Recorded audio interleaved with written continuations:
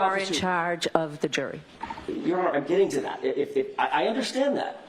But if you'll allow me to make the argument and to indicate what as my declaration says, my good faith belief, based on reasonable belief, this is how we get there.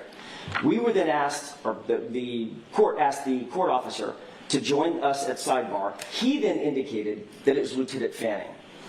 Ms. McLaughlin then went on to say, and by the way, he indicated that Lieutenant Fanning had reported this, supposedly gotten it from some unnamed or unidentified person.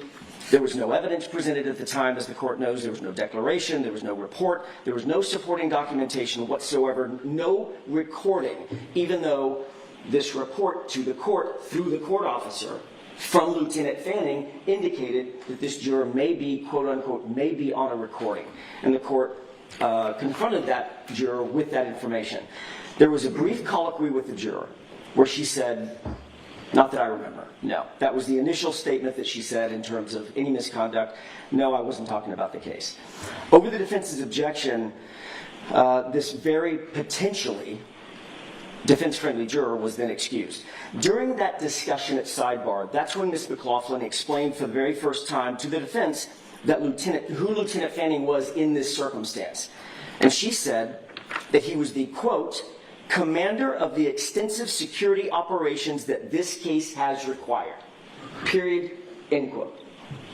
That sentence says a lot. It said a lot to me. It does not say he has access to or control over the jurors. It says that and he has... I'm just going to stop you. I'll let you finish in a minute. Okay. Mr. Yannetti, as a Massachusetts practicing lawyer, knows that the court officers are in charge of the jurors. Go ahead, Mr. Jackson. If there is a commander of the extensive security operations over the entire case, there is, Your Honor, no greater security operation than securing the jurors. That is sacrosanct. It's paramount among the security operations that the court embraces. And we were told, I didn't make it up, but Ms. McLaughlin told us, we were told he was the commander, not part of a security operation that was outside the court, not part of a security operation that helped parking cars or making sure that citizens got in and out of the courtroom appropriately.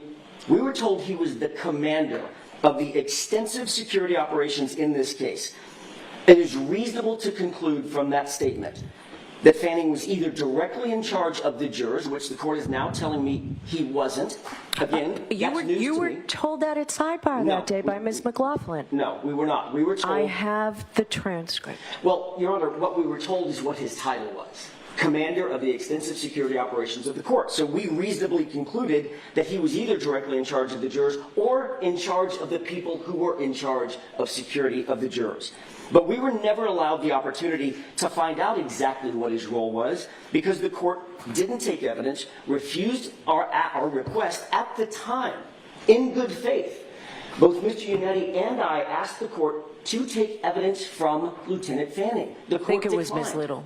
I'm sorry? I think it was Ms. Little who asked me to. And what was the court's response? The court's response was to decline that invitation. We didn't take any evidence, which would have drawn down on the issue, so I wouldn't have to make reasonable conclusions. I would actually have the information. So, of course, that's one of the issues that is attendant to our motion to dismiss, because it seems wildly inappropriate. Here's what we do know about Lieutenant Fanning. Once his name was uttered, here's what we did know. He's among the troopers that is one of Michael Proctor's supervisors. He interviewed several prosecution witnesses who testified at trial against Miss Reed, including Laura Sullivan, Marietta Sullivan, Bridget Meehan, Heather Maxson. He interviewed all of those individuals, or took part in those interviews. Lieutenant Fanning was at the defendant's home and seized her cell phone in January of 2024, just months before the trial began. Lieutenant Fanning was included on the text chain where Trooper Proctor said he was going through my client's phone looking for nudes. And then his name comes up at sidebar as the commander of the extensive security operations attendant to this case, and he's the source to whom something was reported about juror misconduct. When you couple those two things together, that he's the commander of security and a person who supposedly, through hearsay, overheard a juror making statements about the case, and they have an entire myriad of individuals to whom they could report it. They report it to Fanning, and then Fanning reports it to the court officer who reports it to the court.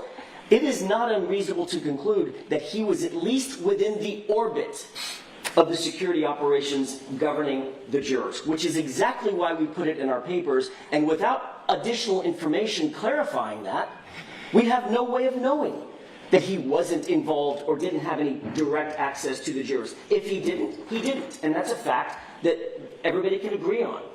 But when we heard the information, the only reasonable conclusion we had, given the fact that he was the source of the information and he was defined as the commander of security over the entire case, not part of the case, the entire case, which includes the jury, that is a reasonable conclusion.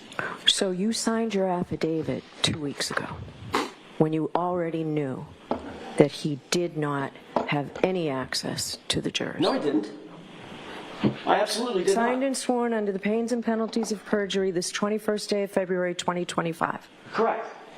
On February 21st, 2025, we were still at the first time that it was mentioned that he had absolutely no access to the jurors. He never had any contact with the jurors is when we received our responsive documents from the opposition from the Commonwealth. In that document, they mentioned he never had any direct access, he didn't have indirect access. They make these claims with no verification, by the way, no declaration, no supporting evidence, no declaration from the attorneys who filed the opposition. That's the first time someone actually took the position that he had absolutely no access to any of the jurors, direct or indirect. So when we filed our papers, the information that I just told the court is the information we were working from.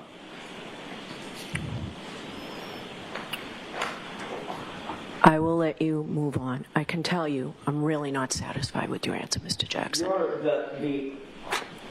Well, put it this way. Let's say it this way. So, now that you know that he had absolutely no access to the jury, what's the nature of the conflict? How is your client's right to a fair trial jeopardized? Now that you know it's not true. Is there evidence? My question to the court is there evidence that he had absolutely no access, either direct or indirect, with any of the jurors? I don't know that to be true. I mean, I take the court at its word, obviously, clearly. So we will move on from that, Mr. Jackson. We'll move on from that. So well, the court's asking what is our evidence of, or what's our indication of the impropriety of him being the person that actually reported this misconduct and ultimately leading to the exclusion of a very, very defense-friendly defense-friendly juror, or presumably a defense-friendly juror, and knowing at the same time that he was intimately involved in the prosecution of my client. That's the reason. Because he was at least within the orbit of commanding, according to Ms. McLaughlin, commanding the extensive security services over this case, and he ends up, just ironically, who knew? He ends up being the source of the information that got that juror removed. That's awfully coincidental, Your Honor. And yes, that's the foundation on which we built our argument that that shouldn't have happened. He certainly never, ever should have had any access, even in the orbit of the jurors, directly or indirectly, and the court never even inquired as to why he was the one receiving the report. Why Lieutenant Fanning, of all people, who then reports it to the court officer, who then reports it to the court, who then removes the juror? That's an awfully straight line between Lieutenant Fanning, who has an interest in this case, and the removal of a juror. That's improper in our view. And that's why we put it in the papers, and that's why we argued it the way we did. Because we were working off of extremely reasonable beliefs based on information that was provided to us at sidebar in the court's presence. all right, so that's your answer to my question. That's my answer. May I have a moment to confer with counsel? Yes.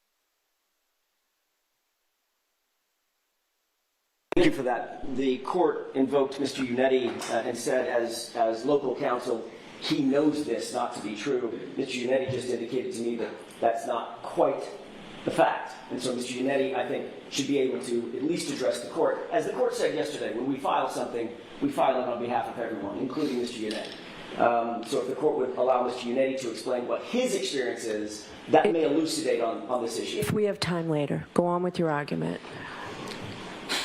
I'm happy to, Your Honor, and thank you for giving me the opportunity. The cumulative discovery misconduct by the Commonwealth, as laid out in our moving papers, through their agents has been both egregious and pervasive. We've outlined most of these issues in our moving papers, all of these issues in our moving papers, but I want to concentrate my argument for the court this afternoon on the exculpatory Sallyport videos. I'm not waiving any of our arguments in the moving papers, but in the interest of time and focus, I think it bears upon the court at this point to consider most prominently the Sallyport issue, or the Sallyport video issue. The Commonwealth, to start off with, two facts that are true. The Commonwealth cannot deny the untimely disclosure of critical exculpatory evidence. They cannot and they will not deny that untimely disclosure. And they also cannot deny that critical evidence was intentionally, not by some sort of mishap, but intentionally was withheld from us. So what do they do in their opposition? Most of the time they spend saying that the prosecutors themselves did not know. They had no actual knowledge. Well, they concede the unavoidable in their moving papers, which is that the Massachusetts State Police and the Canton Police Department both knew about the evidence and both withheld it. Conveniently, they throw much of this on the back of Michael Proctor. It was sort of to be expected. He's already damaged goods, so why not? And they also bring in a newly revealed sergeant, a sergeant by the name of D.G. Petro, who's already retired, gone from the police force, and who interestingly retired just 2 days after the Commonwealth's October 2024 disclosure revealing previously withheld Sallyport video. I'm just going to ask, is he available, Mr. Brennan? Not today, but he could be available. I'm just curious, so he's still around? He is, Okay. yes, and he's cooperative. All right. All right, Mr. Jackson, go ahead. Our motion illustrates that, and by the way, I'll walk through the videos that we did get and when we received them. Our motion illustrates that dismissal in this case is required because of the cumulative impact of clear-cut discovery violations, clear-cut, inexcusable Brady violations. And from a legal standpoint, the conduct in this case is so egregious, it's so pervasive, and it's so deliberate that prejudice must be presumed. We don't have to prove prejudice, it should be presumed. To begin, I want to start the issue by talking about the condition of Miss Reed's passenger taillight. The condition of that SUV passenger taillight at the time it was brought into the Sallyport at Kenton PD is of critical importance, and that may be one of the most important facts in this entire case. It's important because we know as a fact now that not a single piece of taillight was ever recovered at 34 Fairview until after that vehicle was in the possession of Michael Proctor and the Massachusetts State Police. That is the foundation on which this entire argument is built, and it is an undisputed fact, although it wasn't undisputed for years. Other material facts that are not in dispute. The Sallyport video has been in the possession and custody and control of the Commonwealth since January 29th, 2022. That is a fact. It's also a fact that none of it, not one bit of it, was ever disclosed to the defense until April 4th, 2024. On April 4th, and I want to walk through what videos we did get and when. On April 4th, we got two videos.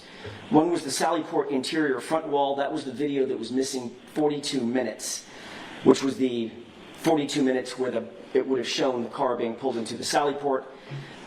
And we also received a Canton Police Department driveway video with the SUV on a flatbed, which did not show the rear end of the car. On April 23rd, 2024, and by the way, April 4th, the court will recall, was just in the shadow of the beginning of the trial. On April 23rd, in the middle of the trial, we received another Sallyport interior back wall video. That was the video that is now sort of famously inverted. On October 10th, 2024, 2 days before Sergeant D.G. Petro retired, we received 4 videos. The Canton PD interior hallway, the Canton PD rear lot main side, the Canton PD rear lot cruiser side, and the Canton PD church side exterior Sallyport. And I highlight the word exterior because it becomes extremely important in just a moment. These are 4 videos, all of which show Brian Higgins in some way, shape, form, or fashion at the Canton Police Department on January 29th, 2022. Then on January 28th, 2025, the Canton Police Department main driveway side exterior Sallyport was given to us. That's a grainy and very wobbly video that nobody can sort of make heads or tails out of. You can see the general outline of a vehicle, but the condition or the quality is so bad that you can't tell what the condition of the taillight is, which is what we're interested in. And I bring this to the court's attention, or I highlight this, because this is the second exterior Sallyport video that we ever received. One on October 10th, one on January 28th, 2025. Then on Friday, this past Friday, something pretty remarkable happened. We just received a report from Sergeant Buchnick, dated February 28th, which is 5 days ago now. And he makes an important admission in that report for the very first time during all of this. He indicates that in May of 2024, during trial, he was, quote, provided with a thumb drive and the CD labeled with a Post-it note on my desk to review prior to testimony. He goes on to say, quote, at this time I reviewed the video and I reviewed video made available to me, which included video footage of the Canton PD exterior Sallyport. Exterior Sallyport.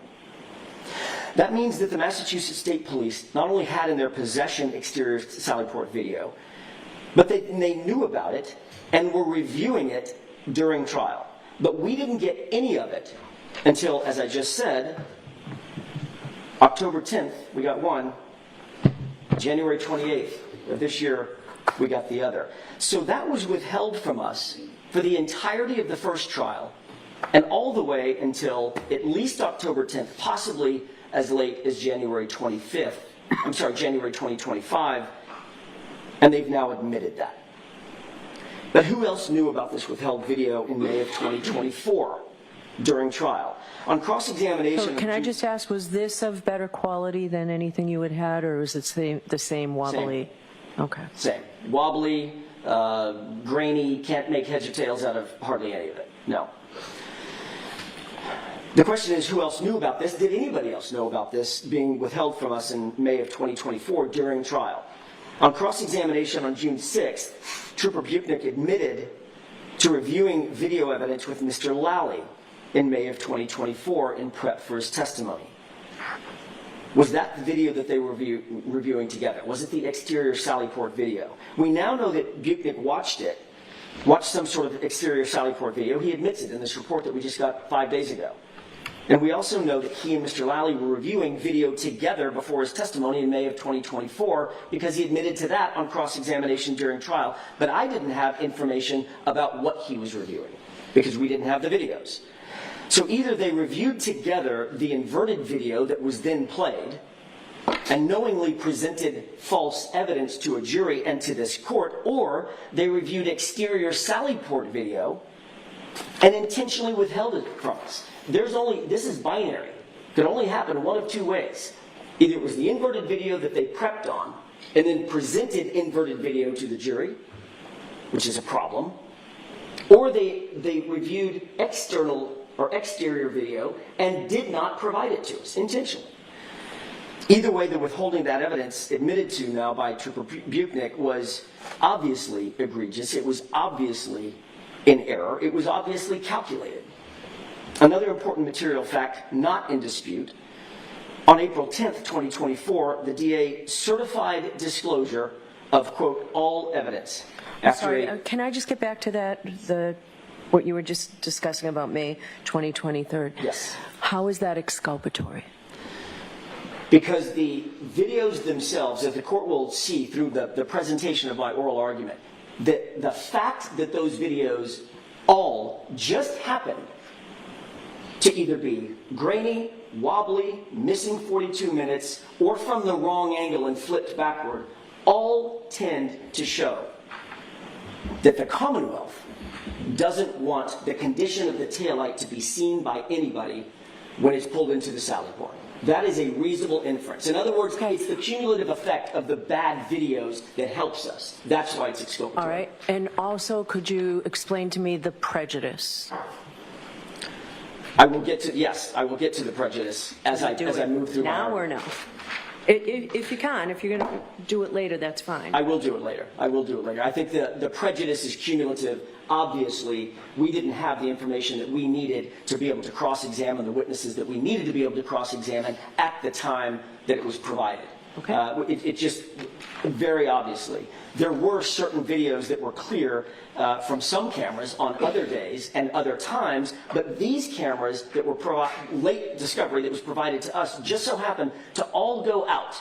They all find their way to be defective in one way or another at the exact moment that we would need them.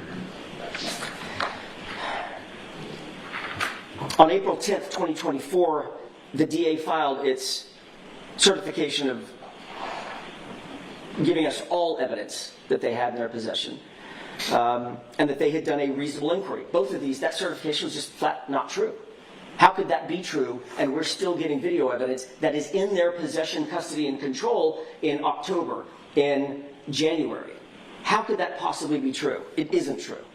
And it's illuminating when you look closely at the Commonwealth's opposition to our motion.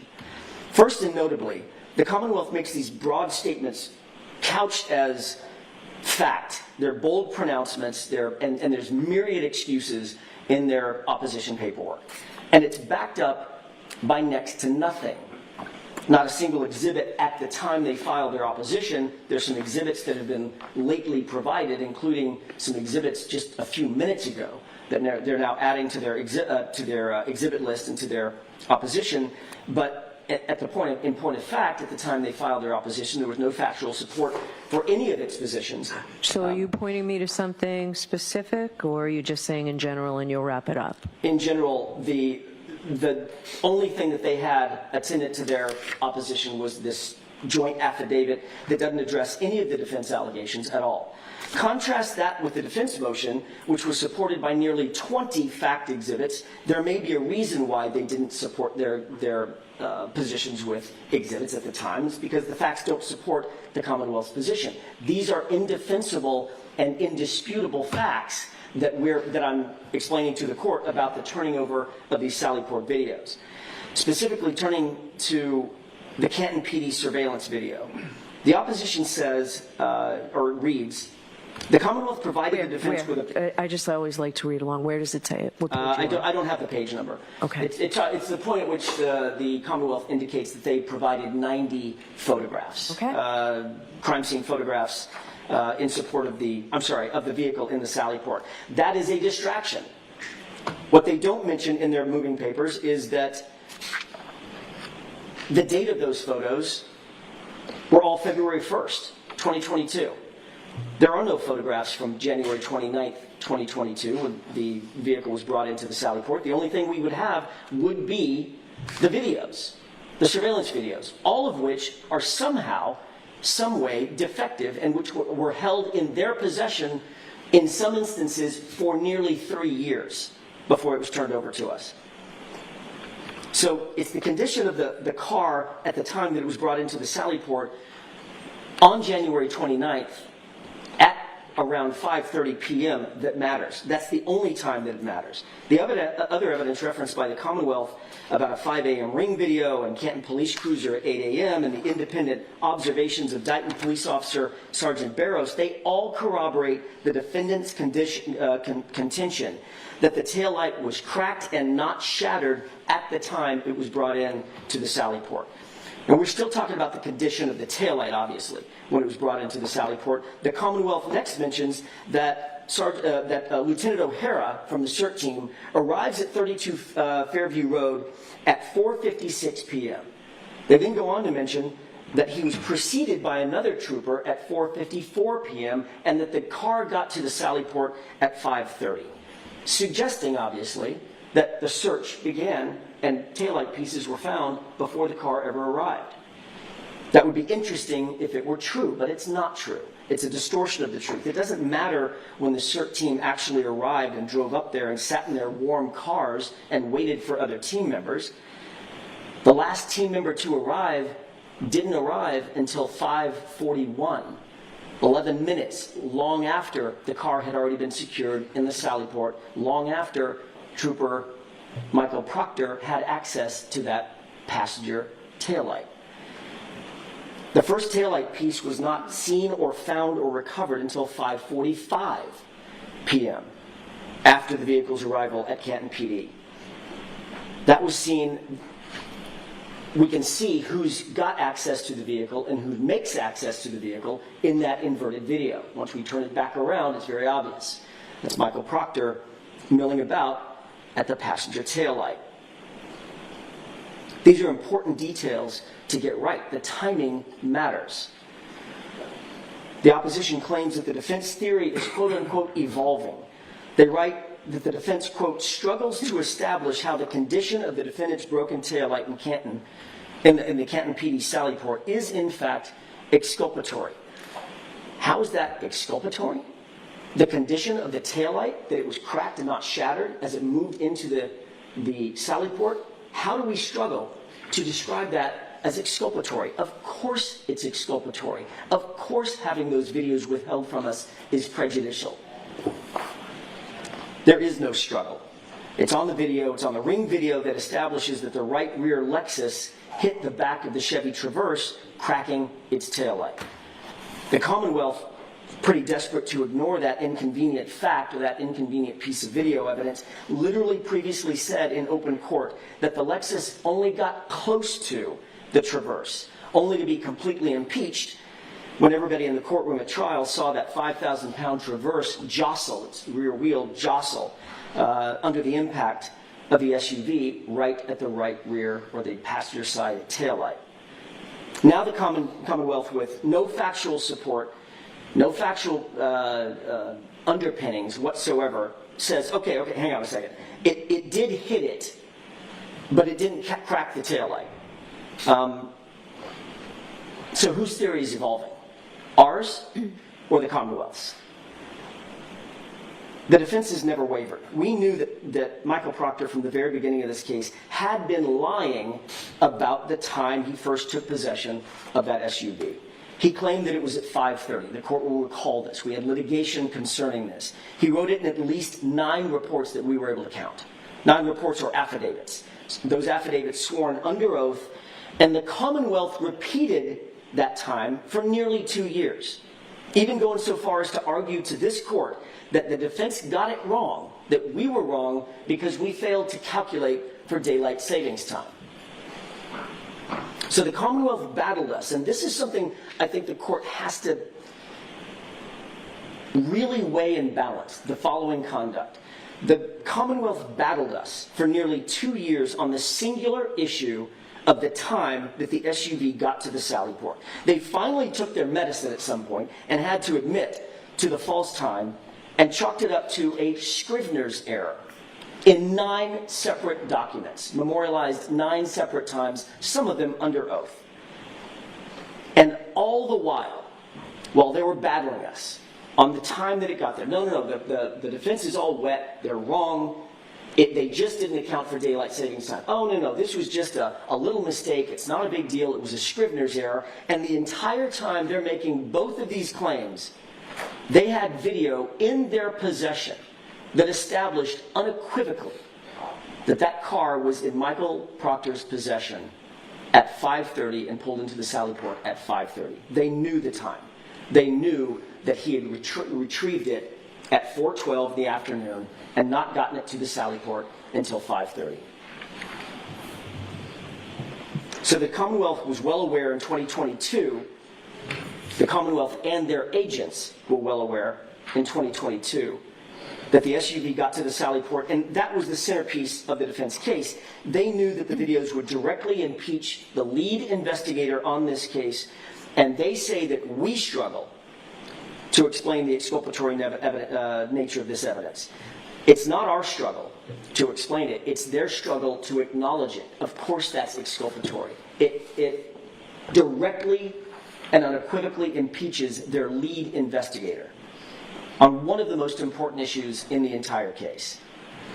And that's only one aspect of the withheld videos that also is exculpatory. The other is the point at which it would show the condition of the taillight. In other words, when it's being pulled in to the Sally Port, would it show the condition of the taillight before Trooper Proctor had access to it in the Sally Port? That's what we've been seeking. The Commonwealth is well known from the beginning of this case that the defense has demanded all physical evidence be preserved. This is not a game of Wordle. This is not something that's supposed to be parsed. All physical evidence be preserved. That's pretty straightforward. The Commonwealth shouldn't be in the business of withholding exculpatory evidence by playing some sort of a gotcha game with definitions of words. They knew what we meant. We don't actually know what the Commonwealth has, so we have to be as broad as we possibly can when asking for evidence to be preserved. So all physical evidence clearly includes the entirety of all the Sally Port videos.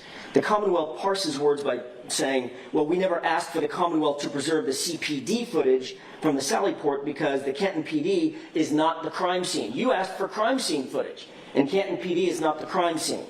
Well, first, I think that's a disingenuous argument that plays right into that sort of gotcha that we've discussed. I think the Commonwealth is better than that.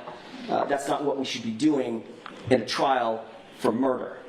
And second, let's not forget that District Attorney Morrissey actually defended publicly Michael Proctor by explaining that when Michael Proctor said he responded to the crime scene, and of course we knew he didn't respond to 34 Fairview, D.A. Morrissey said, oh, he was talking about Canton PD, which is the crime scene.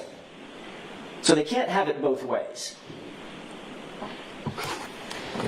They write on page 4 of their opposition, quote, the trial prosecutor was not aware of the existence of surveillance video in the Canton Police Department's Sally Port until receiving the federal grand jury transcript of Massachusetts State Trooper Michael Proctor, end quote. So they've taken the position, look, we personally did not know anything about that Sally Port video existing until we received the federal grand jury paperwork showing that Michael Proctor testified to it. First, the Commonwealth has to know that that is not the state of the law in Massachusetts. Massachusetts State Police and Canton Police Department are both arms of the prosecution actively involved in the investigation of this case. Not one, but two separate agencies not only knew of the existence of the footage, but the lead investigator actually admitted to a federal grand jury that he pulled the footage at the start of the case. He pulled it all. And then he said he reviewed it all because that's what the case agent does. The Commonwealth cannot absolve themselves of the egregious and very obviously intentional discovery violations by Michael Proctor, by the Massachusetts State Police, by the Canton Police Department, by saying, I personally didn't know about it. The cases are legion on that issue. Commonwealth versus Sleeper, 2002 case found at 435 Mass 581. And this is Hornbook law. Quote, a prosecutor's duty to disclose exculpatory information or exculpatory evidence extends to evidence in the possession of the police who participated in that investigation. And then Massachusetts Rule of Criminal Procedure 14A1A, the prosecutor shall disclose information covered by mandatory discovery, provided it is in the possession, custody, or control of the prosecutor. Persons under the prosecutor's direction or control, or persons who have participated in investigating or evaluating the case and either regularly report to the prosecutor's office or have done so in this case. Michael Proctor worked out of the Norfolk DA's office, physical plant. There is no question that Michael Proctor and both agencies intentionally withheld that evidence.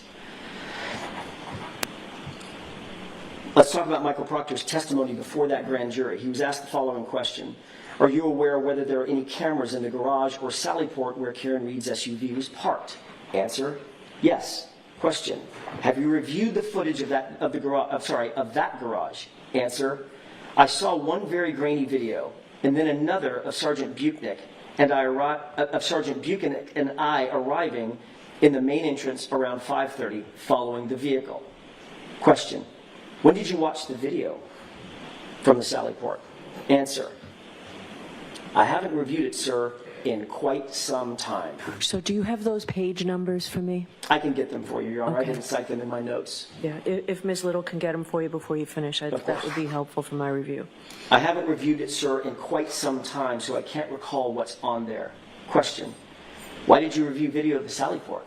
Answer, we review every video we pull. We pull a lot of video. It's on the case officer to watch it.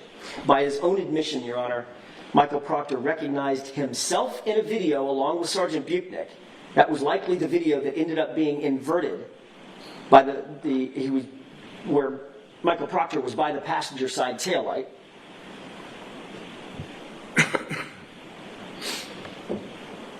And that was before any taillight material was ever recovered at 34 Fairview. That is highly inculpatory of Michael Proctor. It is highly exculpatory of Karen Reed. Another point of fact. By his statement, Michael Proctor admitted that, quote, we pulled, end quote, the video. That video is on a 30-day overwrite.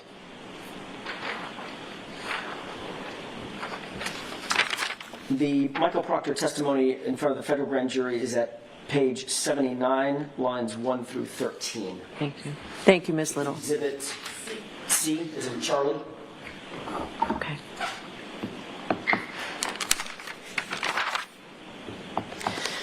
The video is on a 30-day overwrite, Your Honor. We all now know that. We didn't know that before just a few weeks ago. I don't expect that the Commonwealth knew that either. This is new to everybody, right? But you have to have pulled the video within the first 30 days to even be able to review it. We've been getting these videos in dribs and drabs for not months, but for years. Actually, it's been months. Hasn't been years. He further admitted that it shows the SUV arriving in the sally port at 5:30, which means he wrote those reports and signed those affidavits, the 9 that I was talking about earlier, with full knowledge that there existed a video that he had and had reviewed that proved he was lying. It doesn't get any more exculpatory than that. And that was the video, that was the very video that was withheld from us, from the defense, for 2.5 years until the middle of trial. The Commonwealth says the, quote, trial prosecutor, end quote, was not aware. It's becoming a relatively common refrain in the opposition. That's neither a defense nor a justification for blatant and egregious discovery violations by the Commonwealth and its agents.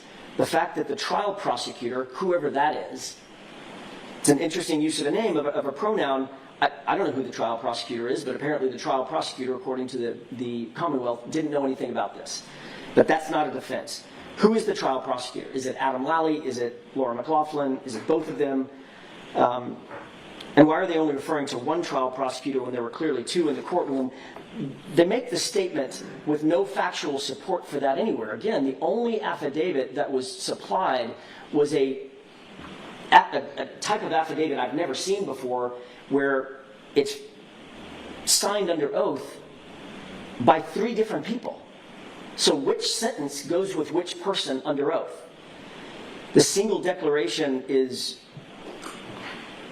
odd, to say the least, but it certainly doesn't define who's responsible for what statement in that declaration. We certainly know that it was not Hank Brennan. He was not involved in the first trial, so it can't be him. The Commonwealth writes, quote, the prosecutor had not been alerted to his existence to its existence by investigating officers, end quote, but claimed that on April 4th, they promptly presented the defendant with 9 surveillance videos in its possession. The Commonwealth received the federal materials. Were those all from the Canton Police Station? I'm sorry, Your Were Honor? those all from the Canton Police Station, those 9 videos? My understanding is those were from the Canton surveillance. They're talking about the Canton. I didn't go back and audit which 9 they're talking about because I thought we only received 8, but I believe they're all from the Canton. Ms. Little, were they all from the Canton Police Department? Yes, Your Honor. Okay. The prosecutor had not been alerted to its existence by investigating officers, but on April 4th, they promptly presented it to the defense. The Commonwealth actually received the materials that highlighted the fact that these existed in February of 2024, probably around February 21st, 2024, because that's when both sides got all the federal materials. That is not prompt.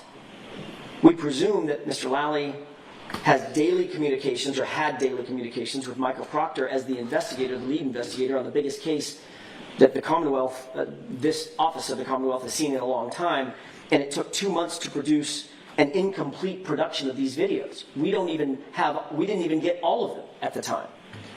The Commonwealth writes, quote, "The quality of the video is poor in certain portions. However, this is the condition it was recorded in." Says who? That's a fact question, one that needs to be answered. And it's an important question. Who says that the Commonwealth received these, or I'm sorry, who says that this is the condition that those videos were recorded in? We've got no facts to support that whatsoever. And then the Commonwealth goes on and says, and that was the condition in which it was received by the prosecutor. That's also a fact question that needs to be answered. And these questions could be answered with a proper evidentiary hearing. The Commonwealth's representations about Louis Jutras, the technology director for Canton, being subject to cross-examination about the Canton PD video surveillance system is also just not true. They indicate, well, we had access to Louis Jutras and could have cross-examined him on all of these issues. Louis Jutras was called for a very specific reason, the town library video. We had no way of knowing at that time that he had any connection whatsoever with the Canton Police video system. We were not told that until well after trial. That was never disclosed to us, and I think Mr. Brennan used this phrase not long ago, that would have been nice to know of Mr. Louis Jutras. The first time Louis Jutras was ever disclosed as the person who installed the cameras at Canton PD was in a report dated October 10th, 2024. According to Colleen Crawford, and the court's heard her name as well, one of the Commonwealth's experts, Jutras indicated that he replaced and disposed of the camera capturing the inverted video at some unidentified point between January 29, 2022, when the inverted video was actually taken, and July of 2024, because it was quote-unquote defective. Interestingly, that's the only video that's clear. It's inverted, but at least it was clear, and that's the camera that, according to the Commonwealth, was replaced as defective. A week after filing its certificate of compliance, after the defense brought to the court's attention that 42 minutes was missing from the Sallyport video that we did receive, lo and behold, the Commonwealth produces a new video that also purports to show the passenger side taillight, except, as the court now knows, that's the one that was inverted. In the moving papers, in its opposition papers, the prosecution says, well, the prosecution had not previously received this video or knew of its existence. This is now the third or fourth time the Commonwealth sort of runs to this argument, I didn't know. We did not know about its existence. No matter how many times they write it, however, it does not change the Commonwealth's responsibilities. It doesn't change the prejudice that the defense suffered. We should have had these videos at the very beginning. So, Mr. Jackson, I'm just going to ask you how much longer, this is the luncheon recess, but how much longer are you going to be? Probably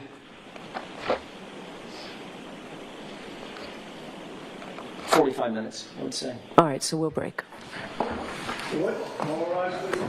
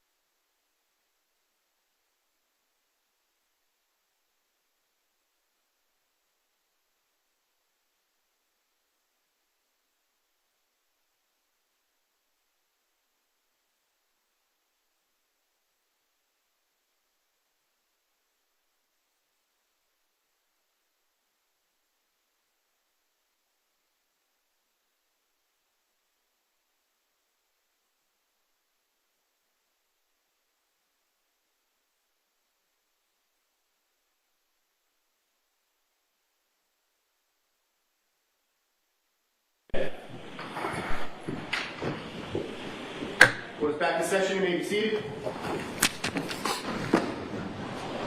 All right, Mr. Jackson, go ahead and continue. Thank you, Your Honor. When we left off before lunch, we were discussing the inverted video. In the moving papers, the prosecution indicates that, quote, the prosecutor had not previously received this video or knew of its existence. This is I don't know if it's the third or the fourth time that the Commonwealth sort of runs to this argument about not knowing personally about the existence of a particular video, but that it doesn't matter how many times they argue that point, it still doesn't change the fact that it prejudiced the defense by not having it, and one of their members, whoever that agent is of the Commonwealth, was lying about having it and not disclosing it. Somebody knew, and the question before the court is, who was it? Who did know? Perhaps it wasn't Mr. Lally, perhaps it wasn't Ms. McLaughlin. Was it Chief Rafferty? Certainly Proctor had it. He watched it. Who else knew about it? Members of the prosecution knew of the existence of this and other videos, and they hid them, and that's the galling issue. Then the Commonwealth writes that the defense altered, their word, the defense, quote, altered evidence to correct the image, as if we were altering something to deceive the court. When in point of fact, the Commonwealth well knows that that altered video was altered by them in some way, shape, form, or fashion. When it was played inverted. What we did is re-correct it to the proper orientation to confront Sergeant Buchanan with it. They indicate that they played the entirety of the video, of the corrected video, to somehow suggest that the Commonwealth, during this debacle, had clean hands. And that's just not true. Over the course of 2 days, the court will recall 2 days worth of testimony. Day one with Sergeant Buchanan under direct examination by Mr. Lally.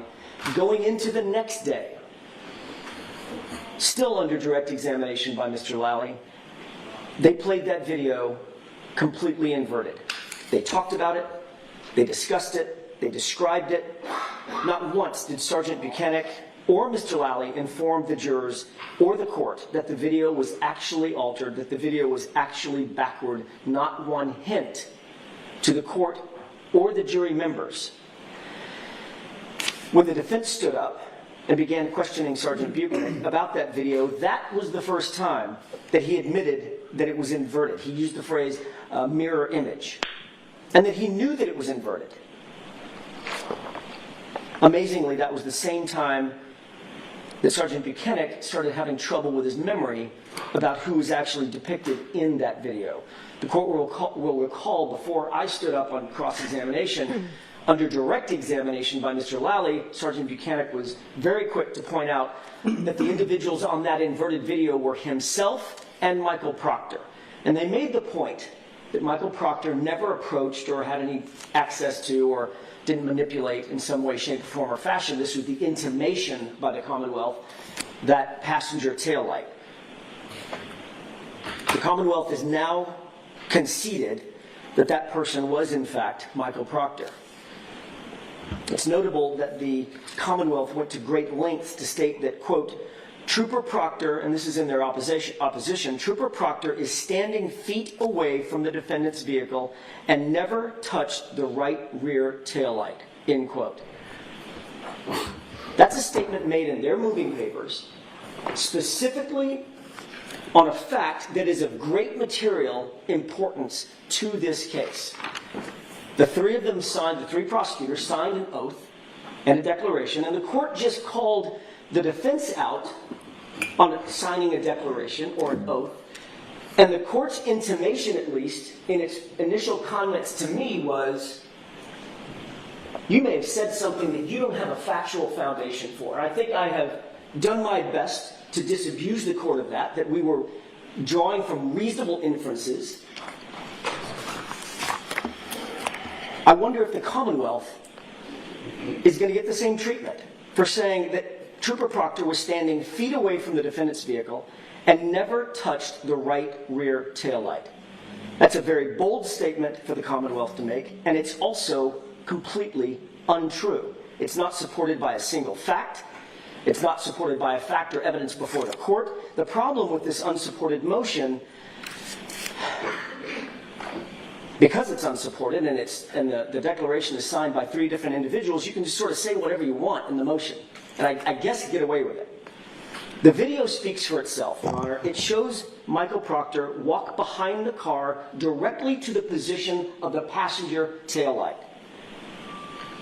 He positions himself right on the other side of the camera view, not feet away.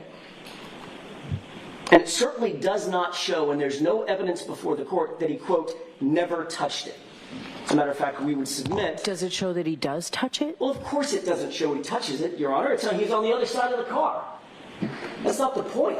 The point is, a reasonable inference is he could have touched it. He was standing right there. Nobody forced him. Nobody was holding a gun to his head. He walked around the other side of the car and obviously was standing there for a reason. By himself, in a corner, out of the view of a camera, and then when the Commonwealth plays the video, it switched, and the intimation to the triers of fact was he never approached the right rear taillight, that passenger taillight. And all of that And was you cleared that up. Right. But that is the galling part of this entire thing. The court has asked me a couple of times, and I'm going to get to it a little bit more in detail, what the prejudice is. If that's not prejudice, I don't know what is. It's literally propounding false information to a trier of fact. That is not a small thing. Even after the trial was over, it was concluded, and the mistrial was declared, we're still getting videos that we can't get a straight answer about their source. Where did these videos come from in October? That surveillance feed is on a 30-day deletion loop. That's what we've been told. I said a few minutes ago this morning, I said the Commonwealth may not have known that it was on a 30-day loop. What I meant was actually the prosecutors sitting in this courtroom. The 3, my brothers and sister, may not have known about that 30-day override. I don't know. I don't know what they knew or didn't know. I'm certainly not going to cast aspersions and put that on them. But someone from the Commonwealth darn sure knew that was on a 30-day loop or a 30-day override. So who's had those for all this time? How were they stored? Why wasn't that information revealed to our expert when we went all the way to Canton to try to download that DVR? Where's the original? Where are the copies?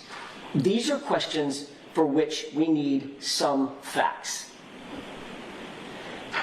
And the fact that those have been withheld from us is exactly the kind of bad act and bad faith that demands that the court presume prejudice in the case. A few minutes ago, the court asked me before lunch, what is the prejudice? There's plenty of actual prejudice, but I'll get to that in just a second when I speak a little bit about the law at the end of my comments. We don't need to prove actual prejudice because the law presumes prejudice against Ms. Reed because of the bad conduct on behalf of the Commonwealth.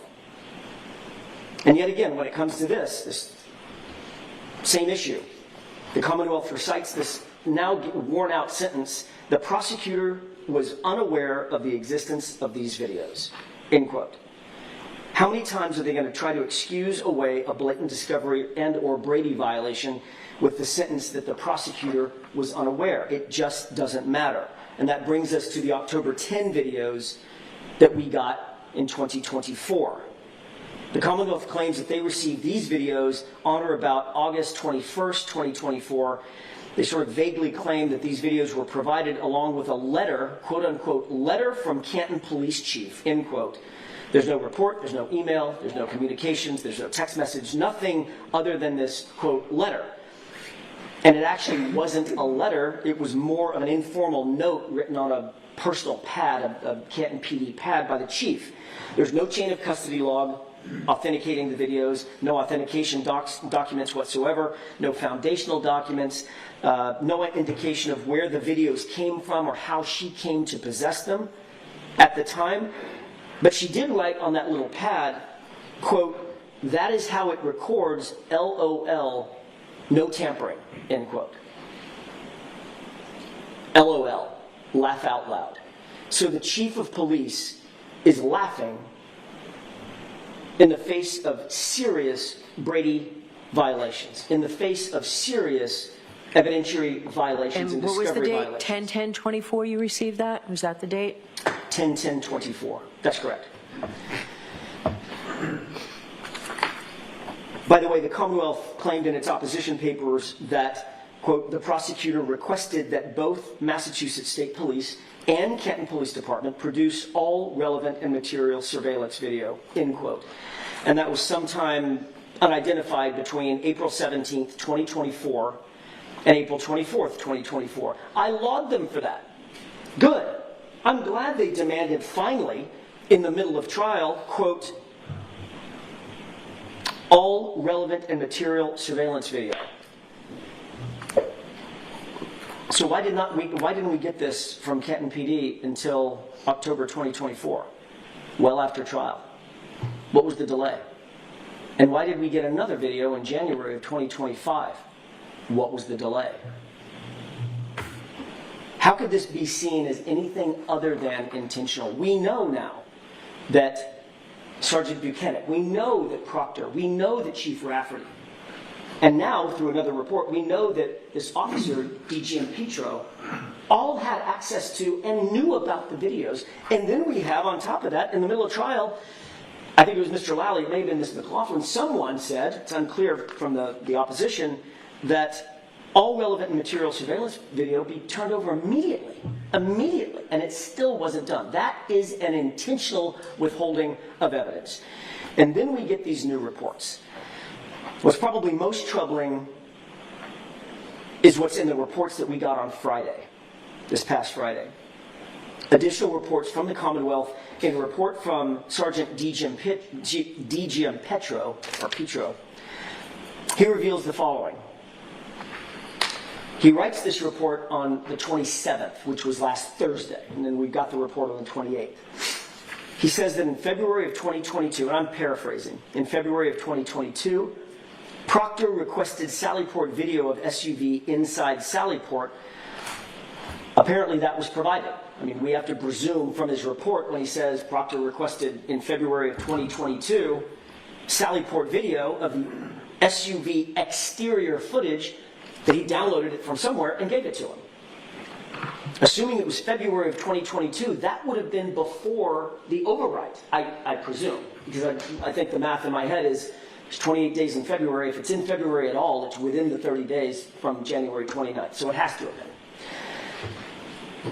Then he writes that in June of 2023, Proctor requested Sallyport video again of the SUV exterior footage. Quote, this is from his report, I believe this may also have been the approximate time that I downloaded video recordings that covered the entire time frame that the suspect's vehicle was held at the Canton police station, end quote.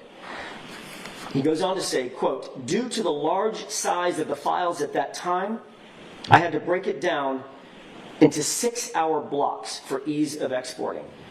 This is the first we're hearing of any of this last Thursday. How is that?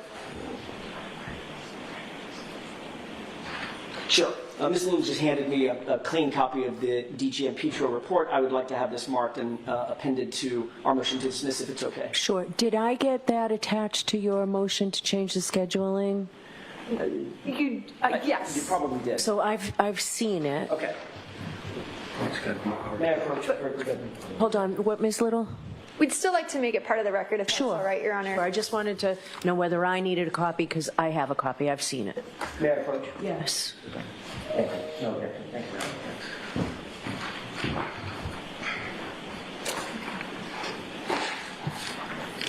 you. So are we marking it? So we need it if we're marking it. Oh, I'm sorry. My mistake. Exhibit 1 so marked. Okay. Go ahead, Mr. Jackson. Thank you, Your Honor.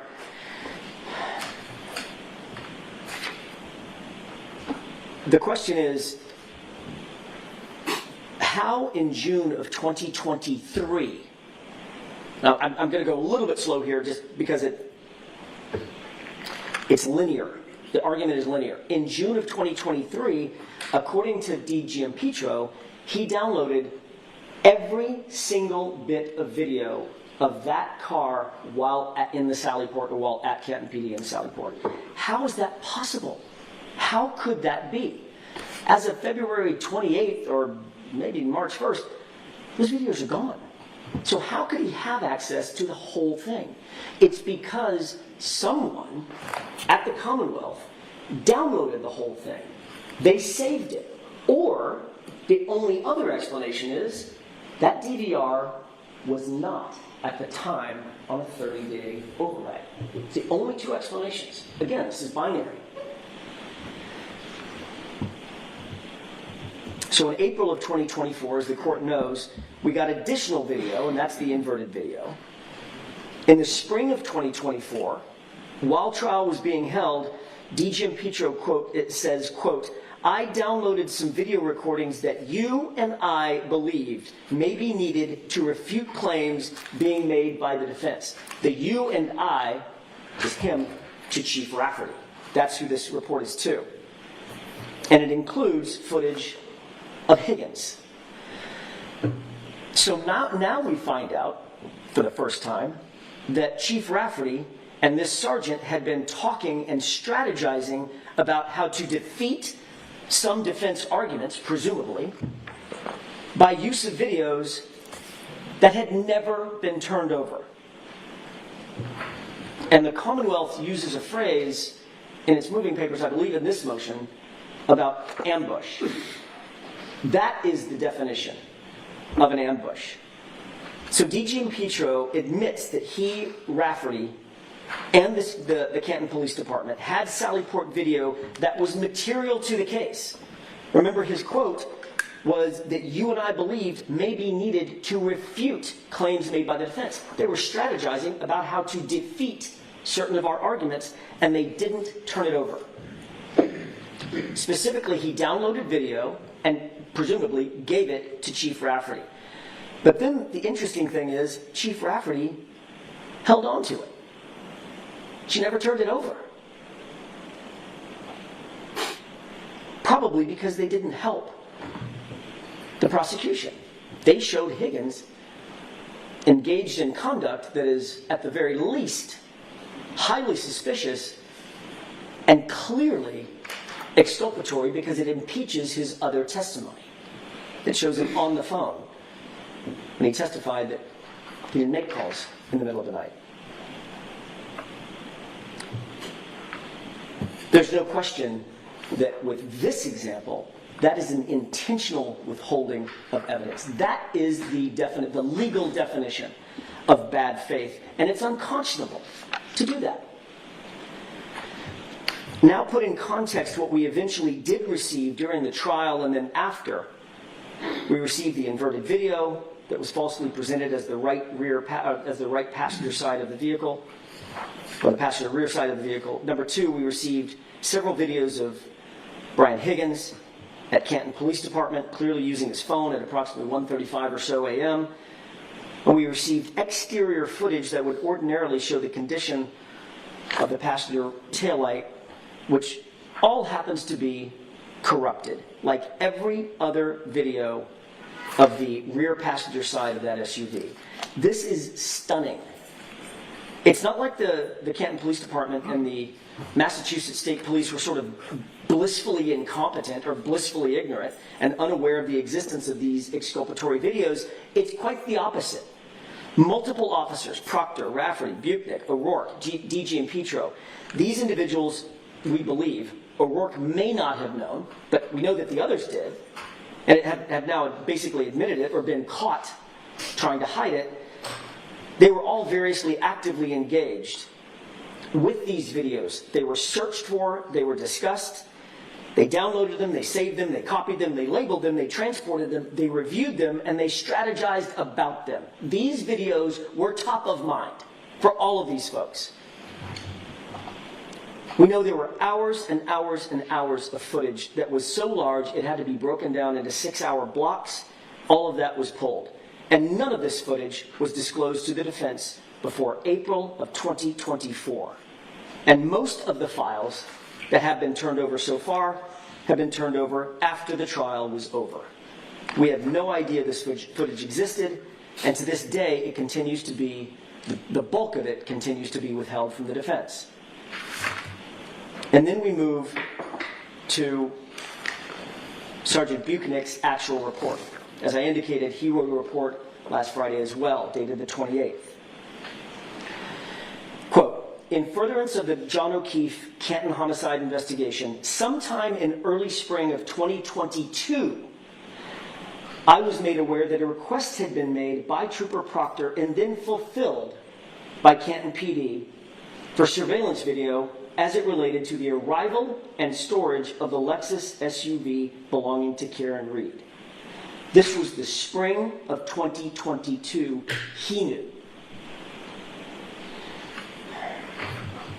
At Trooper Proctor's request, I proceeded to Canton Police and picked up the digital media storage containing said video and transported it to the Canton, Norfolk District Attorney's Office and turned it over to Trooper Proctor. I did not review this video at this time. What date did he do that?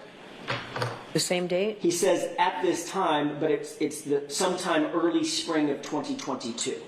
That's the best he can do in his report. Paragraph 2. In July of 2023, so this is a little more defined, I was once again made aware by Trooper Proctor that a request had been made to Canton PD for additional video and that it was ready to be picked up. Since the Canton Police Department is conveniently located on my route of travel to work, I stopped by and picked up the CD from the front desk of the police department, which was labeled Trooper Buchanan with a yellow post-it note. I further added Canton PD 12922 and then the case number, which is, or their case number, 2022-112-33, to note to more accurately identify the item and transported it to our office, subsequently turning it over to Trooper Proctor. So there's a second CD, now in July of 2023. I did not review that video at that time. See the attached copy of the post-it note. Final paragraph. In my preparation for trial in May of 2024, I was provided with a thumb drive and the CD labeled with a post-it note on my desk. What's interesting is that the CD with the post-it note on his desk may or may not have been the same CD that he transported in July of 23 because they seem to be labeled a little differently. So I haven't seen this report. Does he say from whom he received that? I'll finish reading it, but I don't believe he does. No, it's pretty vague. It's passive voice and it's pretty vague. I was provided a thumb drive and a CD labeled with a post-it on my desk to review prior to testimony, so it does not say. At this time, I reviewed video made available to me, which included video footage of the Canton PD exterior Sallyport. This video was labeled with a post-it note on a CD, and it contained a video of the interior of the Sallyport, which was grainy and had a camera vantage point from the front of the Sallyport. I also reviewed the Canton PD driveway footage. In review, I also viewed video of the back wall Sallyport camera vantage point. I had not seen this video prior to my May date review. I later learned that this video was provided in an inverted manner. After I reviewed all the provided video, the thumb drive and the CD were returned. It doesn't say to whom they were returned. Your Honor, if I could mark this report as well. It's the, Sure. Do you have an extra copy for me? I do. It does have one highlight on it. May I show it to Mr. Brennan? Yes.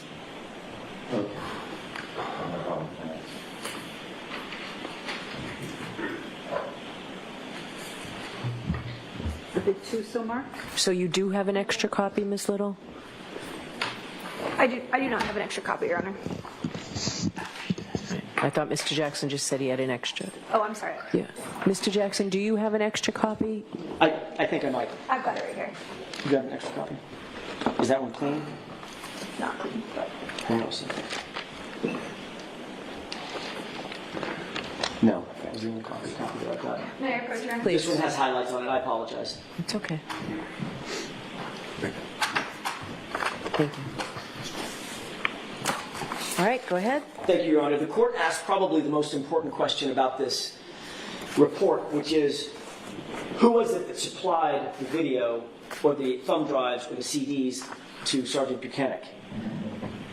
Who's at the center of all these Sallyport videos? Who does he say was requesting the Sallyport videos that he was acting as the courier for in other particulars? Every one of those answers is Michael Proctor. So who do we believe most reasonably would have supplied the information to Sergeant Buchanan to review? It stands to reason it could have been Trooper Proctor. Seems to be reasonable. But I don't know because Trooper Buchanan doesn't say, but that would be another question that would be open to answer if we had an evidentiary hearing.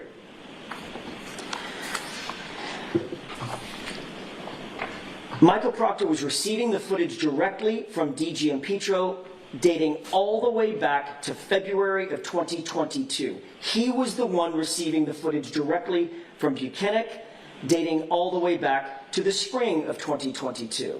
Michael Proctor was receiving footage from both sources multiple times through the years. Proctor was the one who clearly had possession, custody, and control over the exculpatory footage. It was his, every bit of it. And now let's recall what he said at trial when asked about all this footage, because he was confronted about footage. And keep in mind, Your Honor, when I'm asking these questions, I know none of this. None of it. Michael Proctor lied during his testimony, but he knew that we couldn't impeach him. There was no way I could impeach him. I didn't have any of these videos to impeach him with, because we didn't have any of the evidence that had been secured concerning that Sallyport. Question. There's surveillance video from Canton Police Department's Sallyport garage that wasn't turned over, right? Answer. That video was discovered later on and then handed over. That video was discovered later on. So where in the transcript is that? I can get you the page and line number, Your Honor. My guess is Ms. Little can get it pretty quickly. as well. I'm guessing she Sorry, that's you can. in just a moment, Your Honor. June 10th? It was either June 10th or June 12th, but let me double check. While she's looking for that, Your Honor, may I proceed? Please go ahead, yep. Okay. The only thing it's important to remember from a date standpoint, we'll get the date that he actually testified to this, but from a date standpoint, the only thing that had been handed over at the time that he testified to that was a single video with 42 minutes missing, and a flatbed and the flatbed driveway footage outside the Sallyport that doesn't show much of anything. It's now been proven, that testimony, that video was discovered later on and then handed over, suggesting there was either only one video or all of it was discovered later and turned over. Both of the clauses in that sentence are a lie. The video wasn't discovered later. It was discovered in February, at the latest, February of 2022, just days after this incident. He asked for it, and he received it, according to Sergeant DG Petro. And it wasn't turned over either. None of it. But at trial, we didn't have the truth. I couldn't impeach him with this. He made sure that all the footage was delivered directly to him, starting days after this incident. And he controlled it, he hid it, and then he lied about it. That is the definition of bad faith. That is the definition of withholding exculpatory evidence. That is a definition of suppressing Brady evidence. There is no other way to define this. He fooled us. And it's egregious. Is it possible, with all this sort of years-long flurry that we've just talked about surrounding these Sallyport videos that the actual trial prosecutors were completely unaware of their existence until Proctor testified before the federal grand jury? Is that possible? I suppose it is. I want to give the prosecutors the benefit of the doubt. I do. Is it reasonable? That's another question. To believe that they just knew nothing about this. We know Proctor lied to us. Could he have lied to them? I suppose. But as the law mandates, Your Honor, it just doesn't matter. In the eyes of the law, Proctor is the prosecution, and the prosecution is Michael Proctor. And then we move to January 28th, 2025, this year.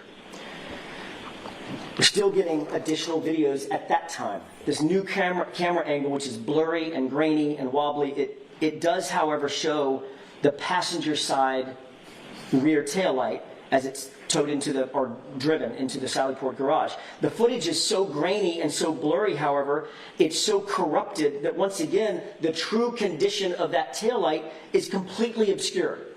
At a certain point, it begins to defy logic. And the reason I wanted to talk about each one of these videos in turn is because it absolutely defies logic that all of this footage magically cuts out, blurs out, becomes grainy, becomes obscured at the precise time that the SUV is pulled in to the Sallyport. The question then becomes, what's been happening to these videos that have been in Michael Proctor's possession since that time, for the last 2.5, 3 years? And again, I've lost count how many times the Commonwealth makes the claim, quote, prosecutors have never seen this video, end quote. The entirety of the Commonwealth's defense on this issue is the indefensible, which is, it just wasn't me. Okay, fine, it may not have been you, but it was the Commonwealth. In quotation marks, capital. The Commonwealth then claims that, quote, after directing a review of all physical evidence and data files, after directing a review of all physical evidence and data files, this video was located within a paper case file of the investigators, end quote. I believe that Mr. Brennan, when he came on the case, he's the one who directed a review of all physical evidence and data files. I would have to guess. Again, I would applaud that. Should have happened years ago. What's most curious about this video, however, is that the prosecution now admits, quote, after inquiry it was learned that an investigator obtained this video from Canton Police Department in 2022. And it was placed in a physical case file, end quote. That's a direct quote from their opposition. They don't name who the investigator is. They don't indicate whose case file it was. They don't tell us where that case file had been, who had control over that case file, just a paper case file somewhere, mysteriously. Whether it was CPD or MSP, we don't know. Which investigator, we still don't know. What can we learn from this admission by the Commonwealth? That investigators did, in fact, download the Canton PD videos in 2022 before they were overwritten. That's the only way these videos could exist. We've talked about that. And what we don't know is where the rest of them went, and why we don't have them, and why we didn't have them for the first trial. The Commonwealth basically concedes that it is in direct violation of its discovery obligations not to have turned over these videos that were in their possession. But it makes the claim that it doesn't matter because, quote, the poor quality of the video makes it difficult for either party to benefit from the video, end quote. In its opposition, it sounds like more of a desperate argument than anything else that these cumulative, that these egregious errors don't justify the court taking any action because they claim, quote, there's no evidence of bad faith. I would take issue with that.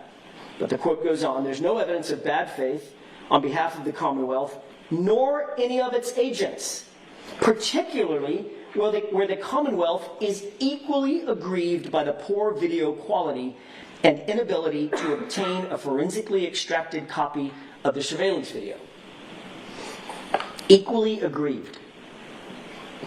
First, in that sentence, the Commonwealth admits that the defense is aggrieved. They say they're equally aggrieved, however. Aggrieved means wronged or unfairly treated or suffered harm. or injustice. Merriam-Webster defines aggrieved as suffering from an infringement or a denial of legal rights. You bet we're aggrieved. But the Commonwealth can't claim that they're aggrieved when they're the ones doing the aggrieving. It doesn't work that way. The Commonwealth concedes that there's irreparable harm. They acknowledge that the forensic videos were destroyed, or at least they claim now that they're destroyed. We can never obtain the information necessary to establish the validity of any of these videos, or whether and by whom they may have been manipulated, if at all. The Commonwealth can't shift the blame because the videos have literally been in their possession the entire time. It was their actions and the actions of their agents that caused this irremediable harm.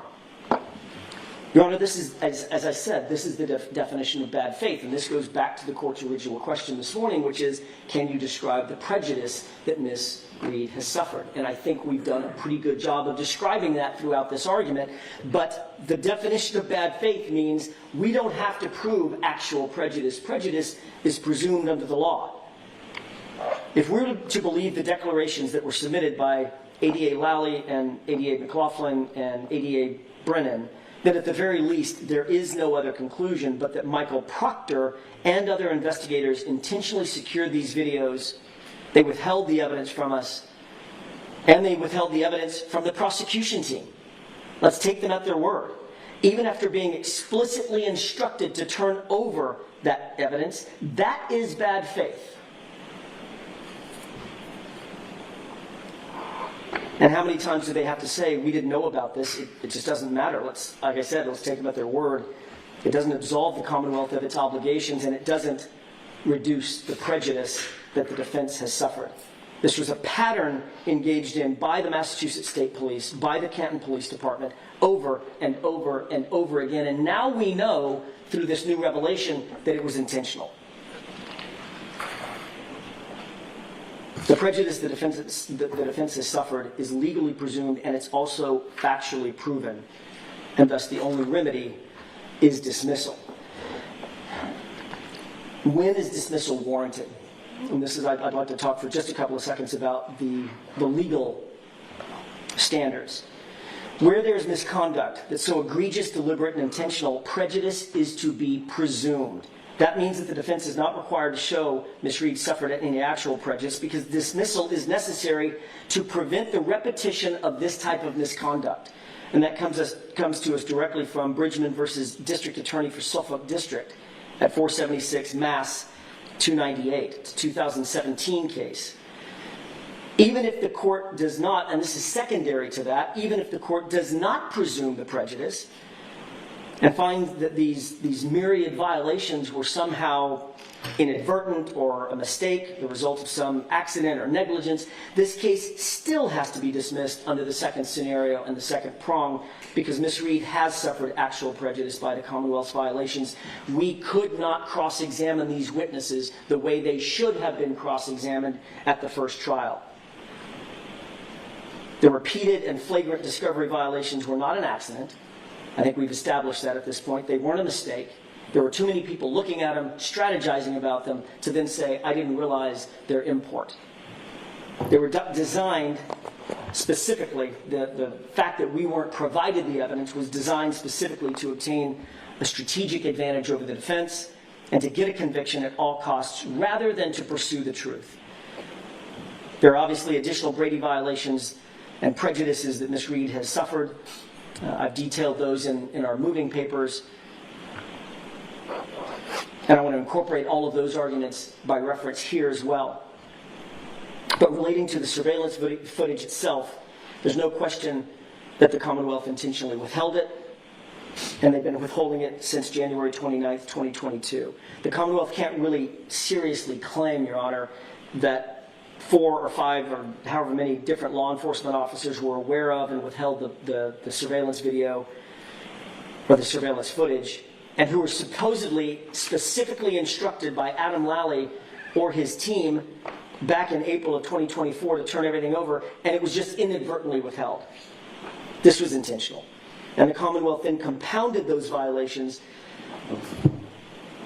by Michael Proctor lying on the stand about his knowledge of the video footage and his turning it over to the defense. It was literally a fraud on the jury.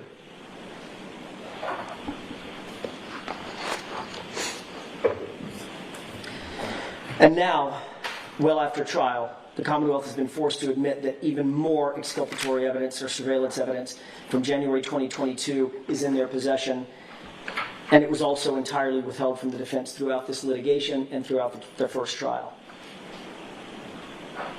In addition to the presumptive prejudice, Your Honor, there has been actual prejudice. This was, some would say, a close case when it ended. The court recalls that. The jury was hung on some charge or charges, and the evidence suggests that they voted in her favor on others. The court needs to ask itself, what would the jury have done had they had all the evidence to which they were entitled, to which we were entitled? But they didn't. Every one of these videos was in some way compromised, even the videos that we did have. And the compromise always conveniently obscured the truth and obscured Ms. Reed's rights.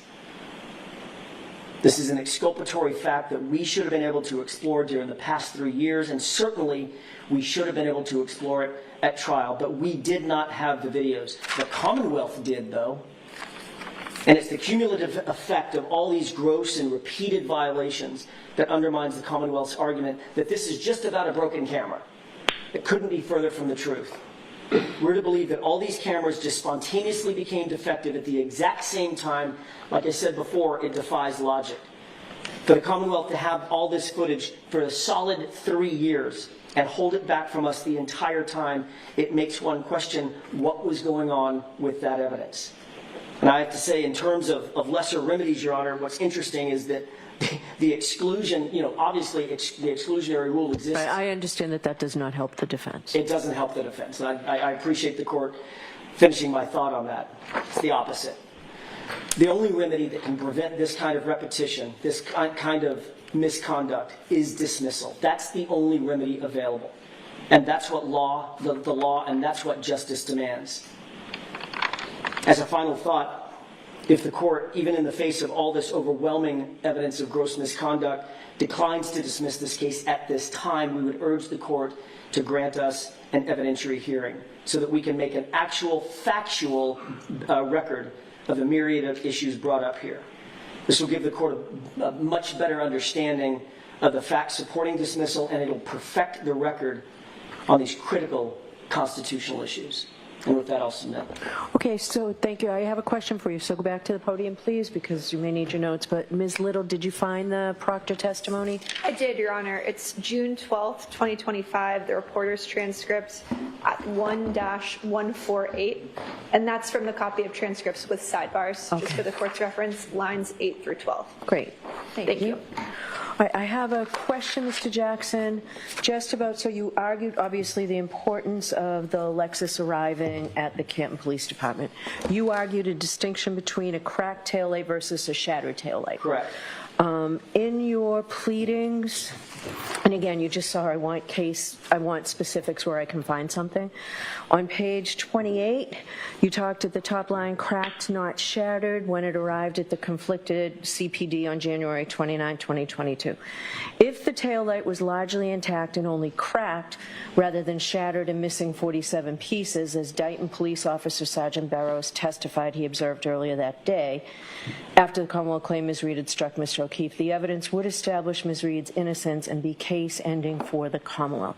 The 47 pieces I'm having trouble finding. I just took a quick review of Sergeant Barrows' testimony yesterday upon being prepared for this. I didn't see it in there. Ms. Little, do you know where that 47 pieces is? Yeah, the 47 pieces is not related to Sergeant Barrows' testimony. Well, it sounds it from this, so I'm not to read it this way. What Sergeant Barrows clearly testified to was that he observed a taillight that was cracked and not broken. Okay, the 47 pieces, I read that to mean it was from Barrows' testimony. No. As Dighton Police, Barrows testified. All right, where do I find that 47 pieces? The 47 pieces, I can get multiple transcript sites, but those were the photographs the Commonwealth presented at trial. that there were that many pieces found at the crime scene. It's the number of Taillight. pieces that were booked into evidence. Okay, Yeah. great. Yeah, if you have trial transcript of that, I don't need 47 points, but if there's something that summarizes it. Because I took that to read as I see it reading. No, Sergeant Barrows specifically testified about his observations of the taillight earlier that day. Right. It was uncontroverted that there were 47 pieces of taillight Okay. recovered at the That's not clear to me the way this is written, so I'm glad I asked you. Okay. All right, so with that, now, Mr. Iannetti, I'm not going to hear from you now about the court officers not being in charge of the jury. I'm going to hear from Mr. Brennan, and then we'll get to you, and hopefully we'll have time. But Mr. Brennan, I have a question for you. As I started with a question for the defense, so I'd like you to explain to the court, please, what efforts the Commonwealth made to comply with the Rule 14 obligation regarding the Sally Port videos, and why the dribs and drabs of the way the discovery came in.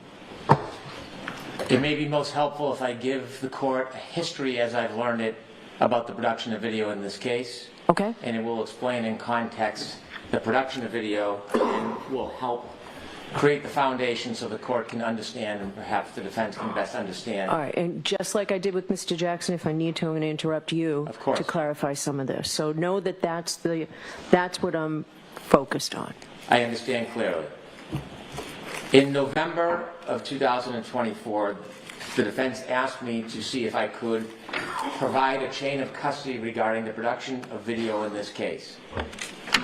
And so I agreed that I would do that and made best efforts to talk to as many witnesses as I could, review the discovery, and speak to the attorneys. Now, when I started sometime in late September, I had found the letter from Chief Rafferty with the production of video in August. The letter or note was dated in August. So to start from the beginning, the prosecutors in this case did not have knowledge that there was videos from the Sally Port area. There was nothing about it that was particularly relevant to them. The defense theory did not make it clear to them that that was important. There was no motion filed by the defense. At what point in time? This is leading up to trial.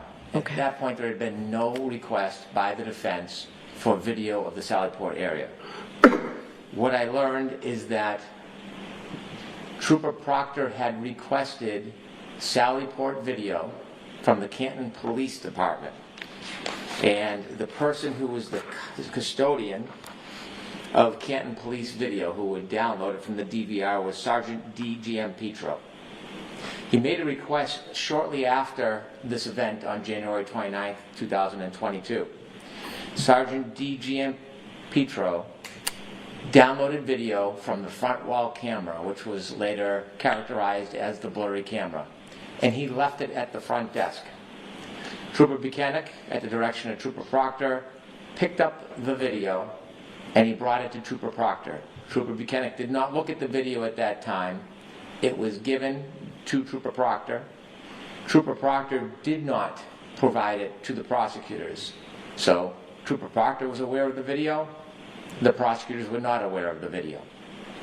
That video is the same video that Sergeant D.G.M. Petro says that he downloaded the video in 6-hour segments, and that contained the front wall blurry camera inside the Sally Port and camera in front of the police station. That remained with Trooper Proctor for some time.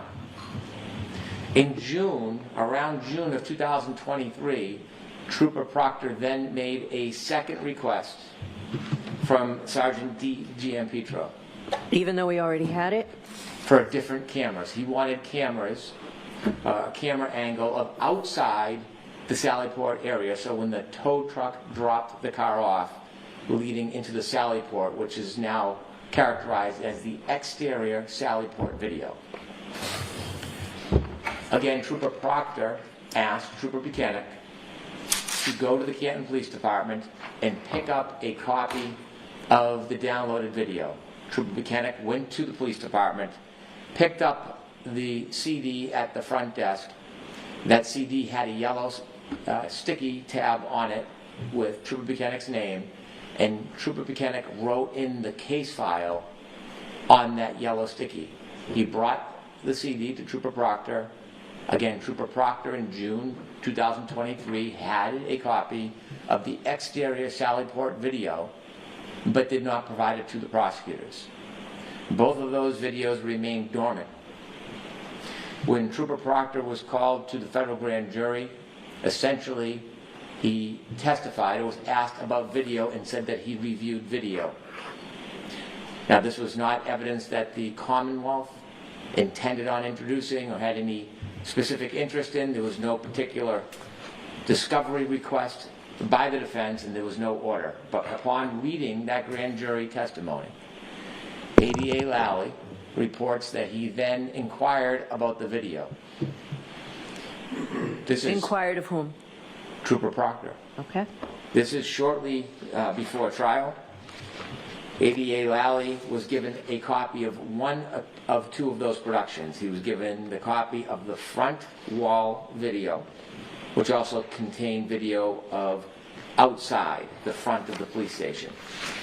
That was quickly turned over after Attorney Lally received it on April 4th, 2022.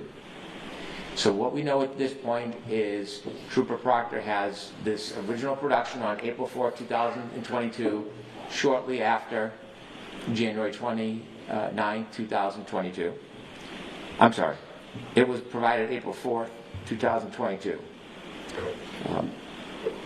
2022 or later? No, It was later, right? It was Because later. the It was- federal grand jury was later. he provided it on the eve of trial. So it was April 4th, 2024. So we know this production on April 4th, 2024 was in the hands of Trooper Proctor shortly after January 29th, 2022. At this point, the prosecution team is still unaware of the June 23 production, which has Trooper Buchanan's name on it, which shows the exterior Sallyport. As trial began, there still was no specific order or request. The chief of police saw something about the trial, and let me rephrase. Prior to the trial, it's reported that Attorney Yannetti was discontent because the video of the front camera Sallyport was so grainy, intermittent, and not continuous. And that's an accurate description of that video. Chief Rafferty, in response to seeing Attorney Yannetti's concerns, then asked Sergeant D. Giampetro to see if there was another camera or to produce any other video from the Sallyport. Sergeant D. Giampetro then downloaded video from the DVR, which is the second camera that is inside the Sallyport, known as the inverted camera, or now characterized as the inverted camera. That was produced April 23rd, 2024, given to ADA Lally, then given to the defense. And so at that point, there are 3 video productions that exist. The first turned over to the defense April 4th, 2024, the second April 23rd, 2024, and the June 23 production of the exterior Sallyport has still not been turned over. It's in the possession of Trooper Proctor, and the prosecutors do not know about it. After the trial, one of the employees from Norfolk County, Colleen Crawford, went to the Sallyport and looked at the DVR system. And when she looked at it, she saw that video still existed on that system. Although there was a 30-day overwrite on that system, the system had a number of backup hard drives, and because of the backup hard drives, the video existed longer than 30 days. She wrote an extensive report that was turned over to the defense, and this is after trial. The report notes her investigation about all the different videos, and it summarizes everything that she saw in that July 2024 visit. As I mentioned earlier, in August, Chief Rafferty provided video of the hallways that included some video of Brian Higgins, and she accompanied a letter or a note. I learned that that video was copied during the trial, and it is noted in the sergeant's letter. The chief of police and the sergeant were downloading video, not in response to a motion to compel or produce, but rather because they had concerns about accusations that were being made about the department, and they were saving video, in their opinion or from their perspective, to help defend against future false claims against them.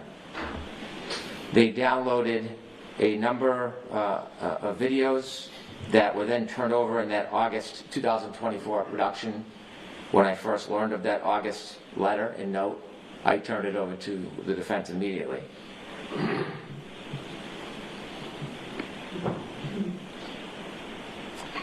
The issue came up regarding the DVR in November, and as we've litigated extensively, so I'll simply summarize it, I invited the defense to come to the Canton Police Department.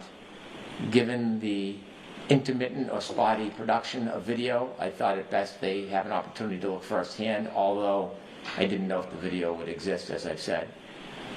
And then when they came in December, I think it was December 12th, if my memory serves, and learned that there was no longer video stored because it had been overwritten, I then went to the Canton Police Department so that I could have a closer look at the video cameras to see if there was something missing.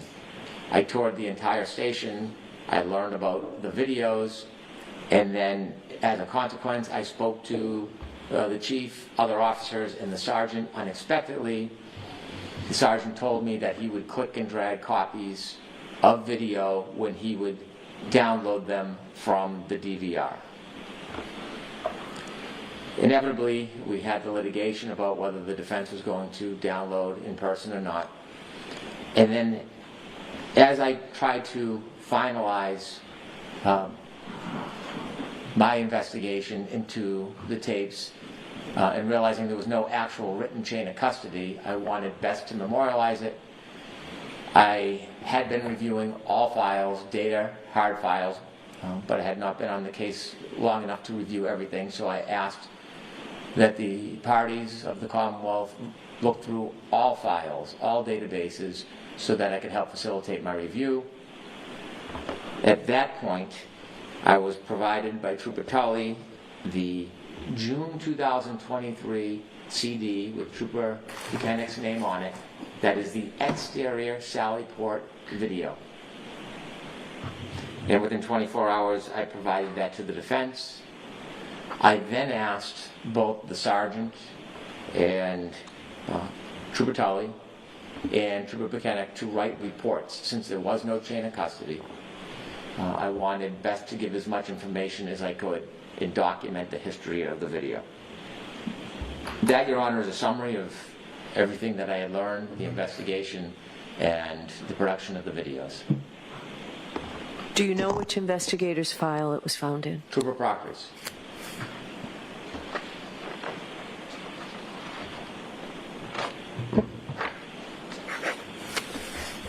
Okay. Your Honor, I have 3 separate arguments. I will proceed with the videotape argument since we've lodged into it. Sure. Okay. Now, the defense has made a number of conclusions that there was somehow videotape that was tampered with. There's absolutely no evidence whatsoever, none. It's not even speculation. There's no evidence that any videotape was ever tampered with. They say it, but there's none. I have seen none. They have produced absolutely no evidence that any video was altered or tampered. The defense lodges the idea of bad faith, that there was some type of advantage in that this video was withheld from them on purpose, and again, that is a baseless claim. If the government was going to hide video from the defense, they never would have got it. Maybe they would have got something after I came in and looked. They would have not got this production in April 2024. They would not have gotten the production if the government was looking to hide anything. And so the idea of intentionally withholding or bad faith is just characterization by the defense. The words Brady have meaning. Now, first, Brady needs to be exculpatory, and that's going to be something I think I can demonstrate does not fit this case. And secondly, in order to compel the court to conclude there was some type of remedy that should be issued, they want the court to conclude, like they do, that there was some type of tampering or some type of destruction of evidence. There was none. There was none. Now, Trooper Proctor had this video from June 2023 in his file. And I think the best evidence that this was not intentional is if you review Trooper Proctor's trial testimony. So do you have a volume? Is it at the same place that Ms. Little gave me? Well, I have the same volume. They gave you a fragment of his testimony, which is about 3 sentences, but if you actually read a number of pages of his testimony that deals with this video, and it begins on page 133, what you will see, and I won't spend a half hour reading it, but what you will see is that Trooper Proctor was aware of the grainy video, which was the video that was provided right after January 29, 2022. He was unaware of the inverted video until it was produced right before trial or right during trial by the Canton police. And you can also see that he in no way was hiding the June 2023 video, because you can see the confusion between all the parties at trial. Attorney Jackson is asking Trooper Proctor about video, and Trooper Proctor is explaining there is a Sallyport video, and also there's an exterior video outside the Sallyport. And it is clear that Attorney Jackson does not have that June 23 exterior Sallyport video because he's very confused in the questioning of Trooper Proctor. And Trooper Proctor continually tries to explain that there is both the Sallyport and there's the exterior video. So clearly Trooper Proctor was aware of the exterior Sallyport video, but it will be clear from the reading of his cross-examination that there was no intentional withholding. He should have, since it was in his possession, whether it was relevant to the government's case or not, he should have provided it to the prosecutor, and then it would have been properly provided. But it was his oversight. There was nothing intentional or advantageous about it because he struggled to try to explain to Attorney Jackson. And so it's also notable that Attorney Lally never has an opportunity to ask more details about those. Well, he has the opportunity, but he doesn't ask more details about that misunderstanding because he's wholly unaware that it even exists. It's a confusing moment, but it clarifies that there's nothing intentional whatsoever about this course. And so it's important that although the defense now suggests there's something exculpatory about it or something about it that's important, it is important to note that the defense never filed a motion for the production of the Canton Police Department video. It is not incumbent or assumed that the Commonwealth is going to obtain every video from every part of a town during an incident. It's not assumed that they will do that. The Commonwealth seeks evidence that they think is exculpatory, they seek evidence that they think is relevant and material, and when they receive it, they are supposed to provide it. There are many cases where video from a police department is never provided to the defendant unless they ask. Or many cases where it may be a video of the booking, but not the hallways, not the bathrooms, not the back parking lot. Put in context that the defense theory was an evolving theory throughout this case to this day. The defense theory was that it was some third-party culprit, unidentified, who committed this act that led to the death of John O'Keefe. In fact, if you see earlier interviews, the defense position publicly was, you know exactly who did it, intimating that there was a specific person. Now that recently has changed. If we see the recent interview 2 weeks ago on Fox 25, the quick answer was, we have no idea who did it. We don't have to know. And so this fluid position is not notice to put the Commonwealth on notice. They're supposed to chase down every potential idea or creation that the defense has. It's important to look at the motion that has been presented to Your Honor on behalf of the defense, where they claim that they moved to preserve video evidence. And when you look at that motion, the best it says is that they moved to compel physical evidence. That does not put the Commonwealth on notice of video evidence at the Canton Police Department. Was this the Stoughton District Court motion? It is. Okay. And I know the Superior Court did not adopt it. However, I think the Commonwealth being on notice is the point. Even if it's in district court, I think it's the Commonwealth's responsibility. I agree with that. Okay. And so, Attorney Yannetti, and I've mentioned this before, was very prolific in his pretrial discovery motions. Very meticulous. And when you look at his meticulousness, if there was a need or a desire for video, he certainly would have asked for it. He didn't. In fact, when you look at the perspective of Attorney Yannetti, you don't have to look much further than his characterizations of how he sees the difference between the crime scene and the Canton Police Department. I've attached, for Your Honor and for the defense, exhibit number 4, trial testimony of Trooper Nicholas Garino. And when he cross-examines Nicholas Garino, he is pretty clear that there is a difference between the Canton Police Department and the crime scene. He cites on page 75, but you'd agree with me, the Canton Police Department wasn't the crime scene, correct? And Trooper Garino says, I never said crime scene in my report, I wrote scene. And Mr. Attorney Yannetti iterates, okay, well, Canton Police Department was not the scene of any crime, was it? So the defense is hard-pressed now at this moment where they are trying to create prejudice that doesn't exist, to try to convert a motion that they filed with very specific intentions for physical evidence, to now suggest that that includes Canton Police Department because the Canton Police Department is somehow the crime scene. It doesn't convert.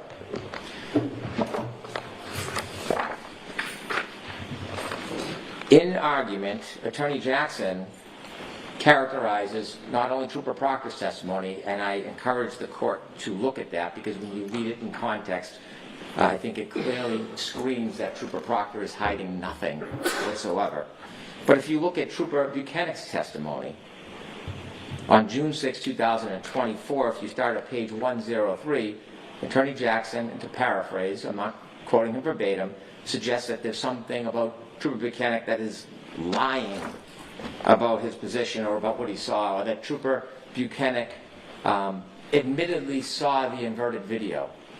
Not the case. Trooper Buchanan reported that he did not see the inverted video until after Canton produced it, because how would he see it before Canton produced it? And that was in his preparation in May. And he did not say that he sat down with ADA Lally and watched the inverted video. He was asked, were you shown any of the videos that you've seen in anticipation of your testimony? Now remember, there's not just Canton Police Department video at that point. There is video from Ring, Town Hall, a number of different places. And he said, not during the first meeting, I did review video during the second time. Question, okay. And that video that you did see the second time, was that the interior video of the Sallyport that we saw yesterday, correct? He says, Trooper Buchanan, I'm just trying to remember exactly what video I saw. I had reviewed videos outside of our meetings. That is what he put in his report about reviewing in May, not with ADA Lally. So I don't remember exactly what video Mr. Lally showed me. That wasn't the characterization that was provided in argument. This is very different. question. But you do recall seeing the video that you saw yesterday, the sort of clear one that has the crime scene tape being put up and all that. You've seen that one before. That's the inverted video. Answer, yes. I'm on page 104. And that was with Mr. Lally, correct? Trooper Buchanan, clearly. That is not correct because I do not recall when I saw that video or what video I saw with Mr. Lally. That sworn testimony is not only in stark contrast with the characterization that was offered by the defense, but it directly contradicts the conclusion they ask you to reach, that Trooper Buchanan watched this video with ADA Lally in preparation for trial. Therefore, it is a lie that the Canton Police Department provided the inverted video sometime earlier. That's sworn testimony.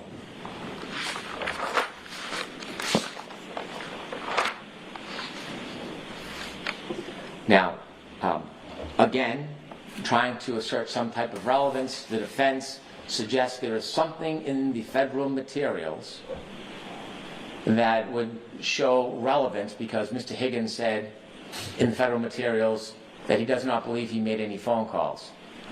If you were to look at that testimony in the federal materials, you would see there was an enormous amount of conversation about the period in which he was sleeping. And there were dialed calls between him and Mr. Albert. And so you have to look at it in context rather than say it's an unequivocal denial and there's an aha moment. There is no aha moment. So, Do you have the grand jury cite? I think I might have got it from Ms. Little earlier, but the grand jury testimony of Brian Higgins, I have it. It's just easier if you have a cite to that. I have a tab, but I don't, perhaps Attorney I'm sure McLaughlin Ms. does. McLaughlin can get it I'll from. provide it momentarily. All right, thank you. Okay. So, what really arises from the subterfuge is that the defense did not ask for video. There was video provided when the prosecutors learned about it. There was video that was in the hands of Trooper Proctor that should have been provided to the prosecutor that wasn't. There was nothing done to alter or taint the video. There was nothing destructive about it. There was no tactical advantage. There was no benefit to the government. And clearly from Trooper Proctor's testimony, there was no effort whatsoever to hide it.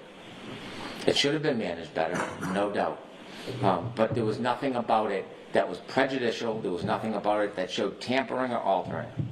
And so ultimately, the import of the defense's argument is that this evidence, this information, is exculpatory.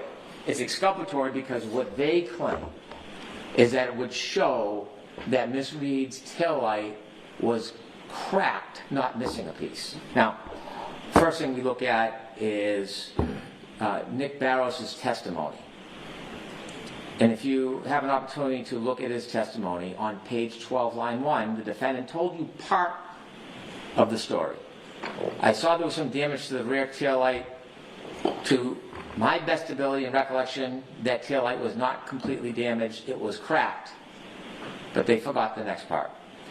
And there, pause, a piece missing, but not completely damaged.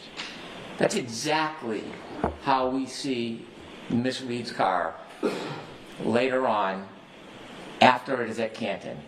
The entire taillight is not missing. There is a piece missing. That piece, where the fractures of it are found at 34 Fairview, right near Mr. O'Keefe's body.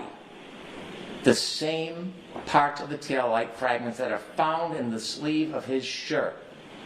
And so it's not simply cracked. Even the witness they tried to lean on, Mr. Barros, says more. And so if that taillight is not just cracked, if that taillight is missing, then there is nothing exculpatory whatsoever about the Canton video. It's a red herring. Because there can be no plant of fractured taillight if it's already gone before it gets to Canton. There can't be. And so when looking at the evidence, it is unequivocally clear that piece of the taillight is missing well before that car ever gets to Canton. And so we can quibble and we can dispute and we can go back and forth all day, but the best way is to just show you. the evidence.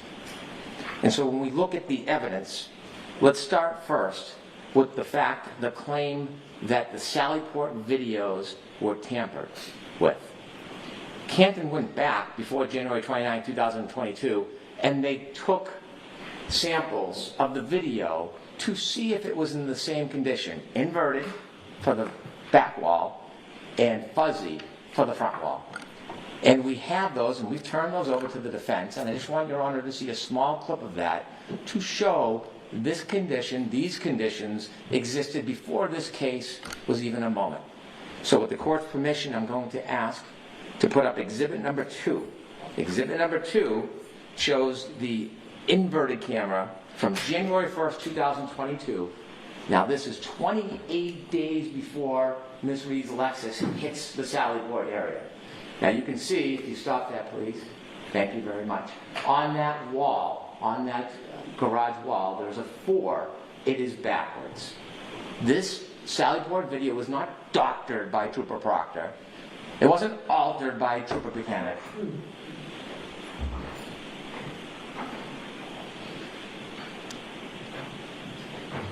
It was in existence well before Ms. Reed's car showed up to that Sallyport. Similarly, front wall camera, could you please put on exhibit 3?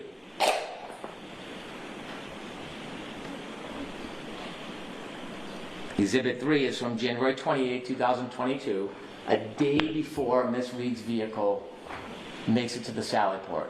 And you can see the quality. It wasn't distorted on purpose.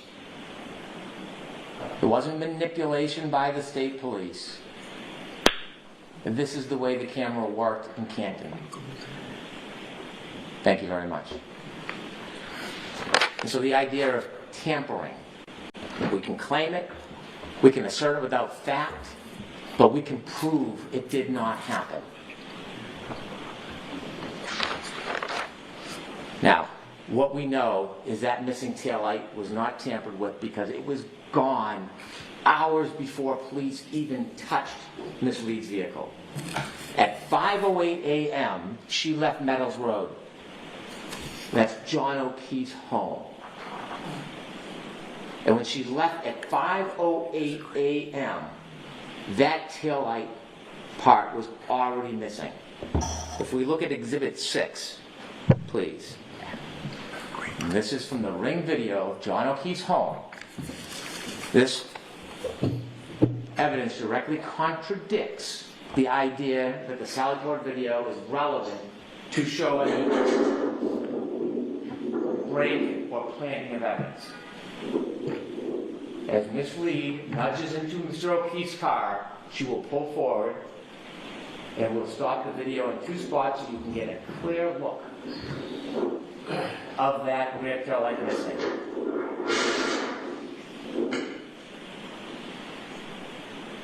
Forward, please. Thank you. And then ahead one more. You can see the white light shine. Stop. You can see it clearly missing. You can't plant something that's already gone.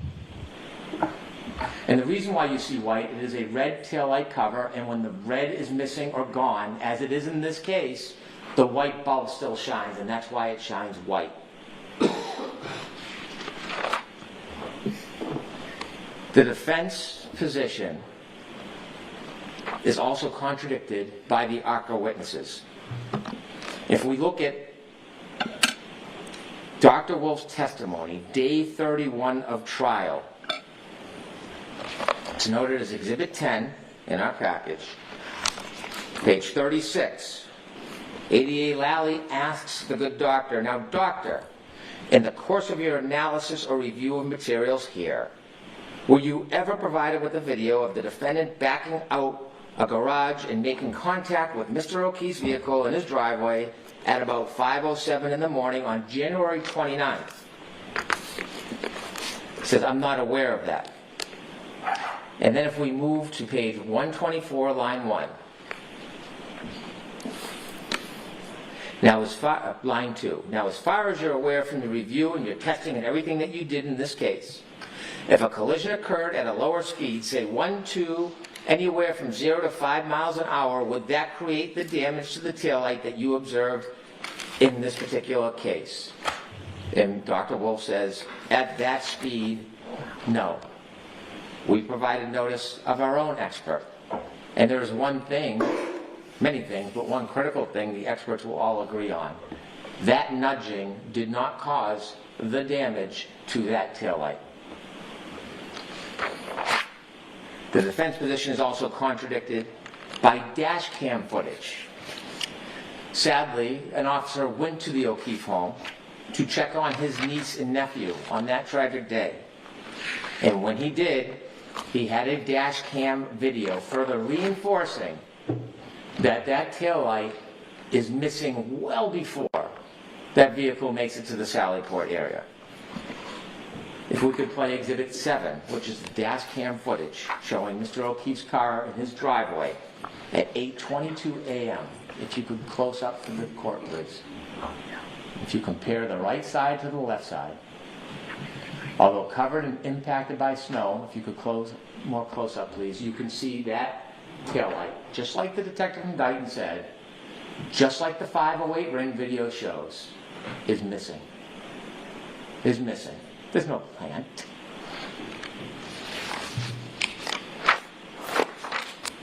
The defense's position is also contradicted by the Alarm.com video that we received pursuant to Rule 17. There are two videos, 8 and 9. If we could play Exhibit 8, please. This is the defendant's car arriving in Dighton in the driveway.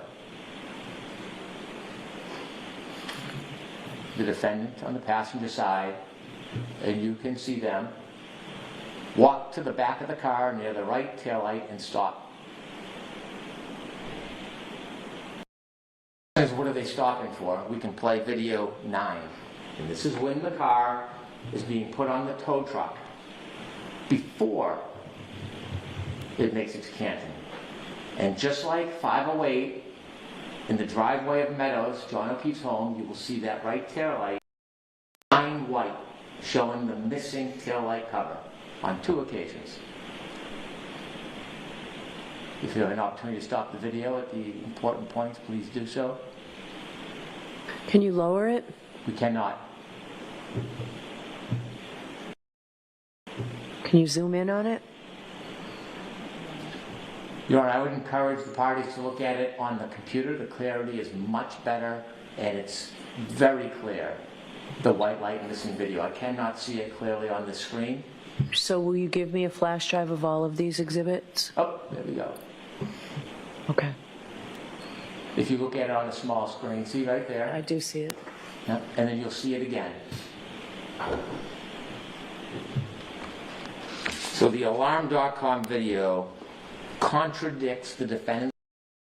Anything exculpatory about these Sallyport videos. In fact, this whole idea of third party or plant doesn't come to town until 9 months after Ms. Reed is indicted.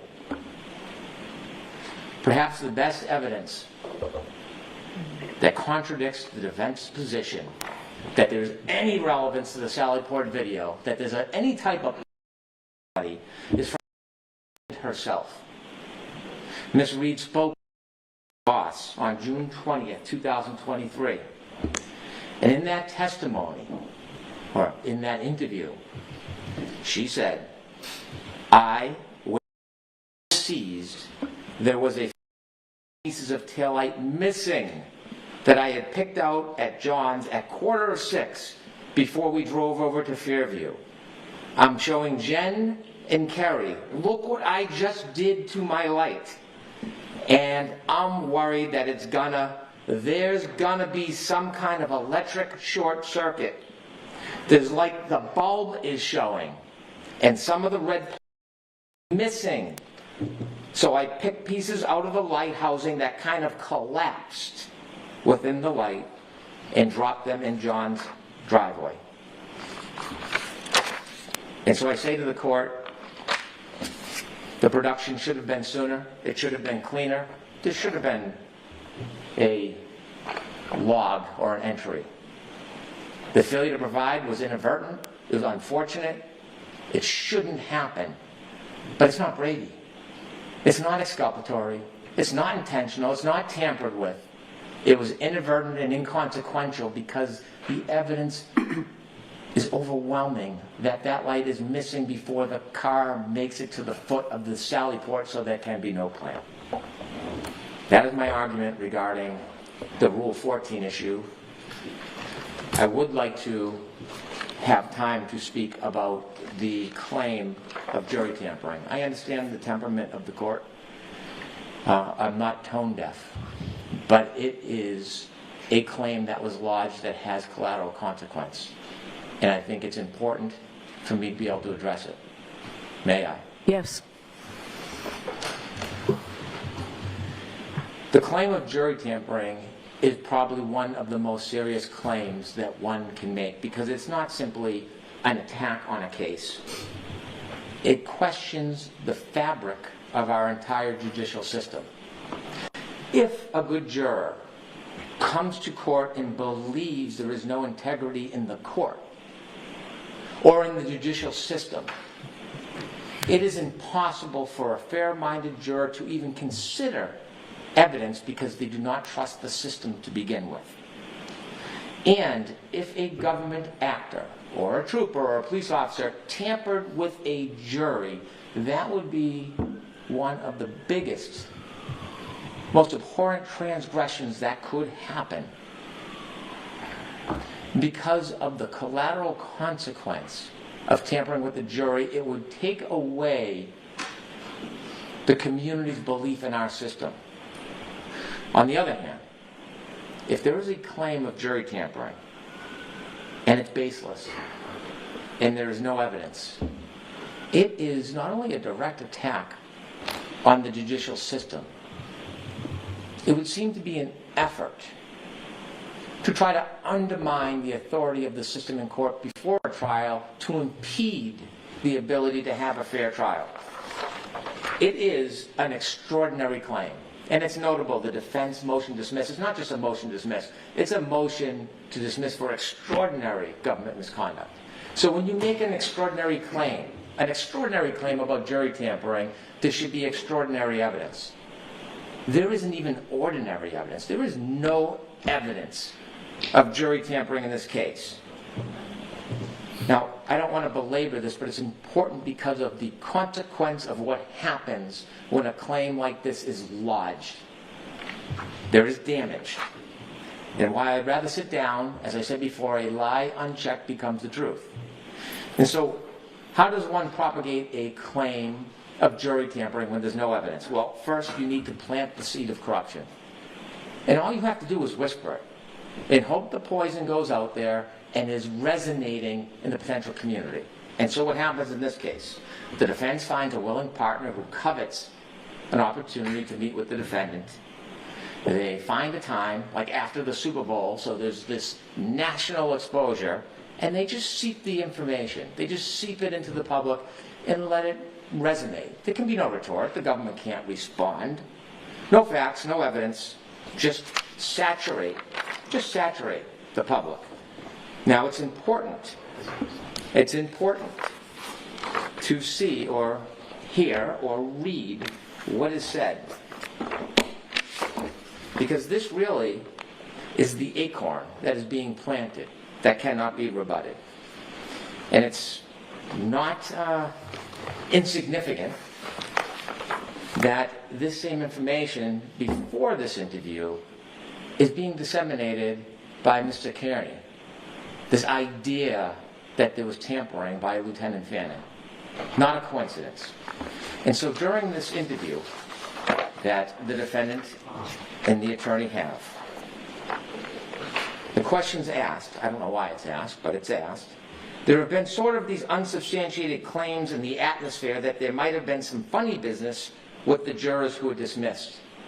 Really? And Mr. Jackson says, right. The question, is this a real concern that you have? Is this something that you were looking at, or have you just dismissed it as a rumor? Answer, I never just dismissed that as rumor. Something like that, it's too convenient for the prosecution for us to just dismiss out of hand. Do I have any evidence, specific evidence that there was jury tampering? I don't have any specific evidence of it. And yet we have a motion filed 2 weeks later. Do I think there are questions that should be asked? Do I think that there are questions that have been raised about the way the jurors were dismissed and who was dismissed very specifically? And then it continues on page 13 of the transcript. Question. One of the state troopers who was involved with the Norfolk DA's office and on the periphery of the investigation was also responsible for the jury? Not sure where these questions come from. Answer, right. He wasn't that far on the periphery of the investigation. He was involved in the investigation. He was direct supervisor over the individuals that were testifying and over and about whom we had leveled some very, very serious claims and ended up proving those claims during the course of direct and cross-examination in the presentation of our case. That person, that supervisor, we found out well into trial. As a matter of fact, at the end of the trial, we found out is the very person who was governing the jurors. That's a question that should be raised. That is an issue that should be teased out. Should never, ever happen. That is the very definition of a conflict of interest. Question. Is that standard in Massachusetts for just the DA's office to assign whoever they want to be sort of, supervisor of the jury? Yeah. Is it standard in Massachusetts? I hope not. Never seen that in my life. But if I had a nickel for every time I said I've never seen this type in my life as it pertains to the Massachusetts justice system, the criminal justice system, I'd have a lot of nickels.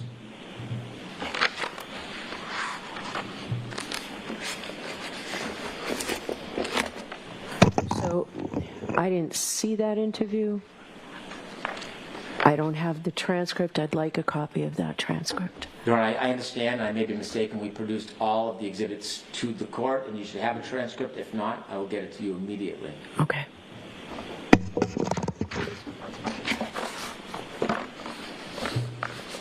Okay. So after step one, finding a vehicle to plant the seed, and they did that very effectively, the next step is they have to identify a target. Who are they going to blame? Who's going to be the villain? In this case, a villain goes from anybody that gets in the way. It could be a soccer mom. It could be a police officer. It could be a good Samaritan. Anybody that crosses the path is a target. And now they decided they were going to identify Lieutenant Fanning. Lieutenant Fanning is one of the most conscientious, dedicated, admired state police officers in Massachusetts.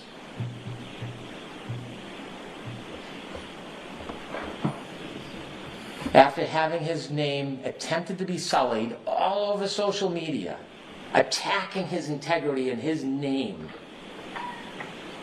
I can dare say that Lieutenant Fanning is in a different position than many. His integrity is so reputable, none of that will break him or his reputation. But it happened.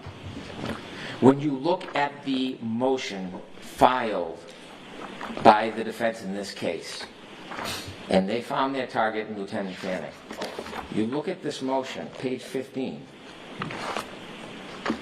It's important when they made this public pleading, getting back to my request for your honor the other day. You look at the bottom of page 15. It talks about Lieutenant Fanning and tries to align him or associate him with Trooper Proctor because Trooper Proctor's text message was on a chain that included Lieutenant Fanning. Lieutenant Fanning did not reprimand or otherwise correct his subordinate's disgusting and inappropriate behavior. As a result, he was investigated by the Office of Professional Integrity and Accountability for allegations of inappropriate correspondence between department members. True. But then they leave off the punchline. They put this in a public document. They try to smear him, degrade, demean, dehumanize. But what they leave out is that after this thorough investigation by the Office of Professional Accountability, where they took strong measures, very strong measures when they found something that they were not in agreement with, they concluded that these complaints were not sustained So we were all aware of that. I received verification of that through the pleadings. Counsel was all aware of that. I just need the date. When was he cleared? When was that made public? We'll have to provide that to you. Was it prior to this? Was it prior to the motion being filed? Yes, it was last year, last fall. I can provide the date right now. Okay. Lieutenant Fanning is not in a unique position. If I may, Your Honor, sorry. It was July 17th, 2024. He is similarly situated to the many first responders and witnesses in this case. And then, without any basis, the defense then distorts that Lieutenant Fanning was in charge of juror security. He had control of the jury, and he had access to the jury. Think about what those statements say to our community. We're going to pile in here in less than a month to try to give a fair trial to both sides. Think about what those words mean.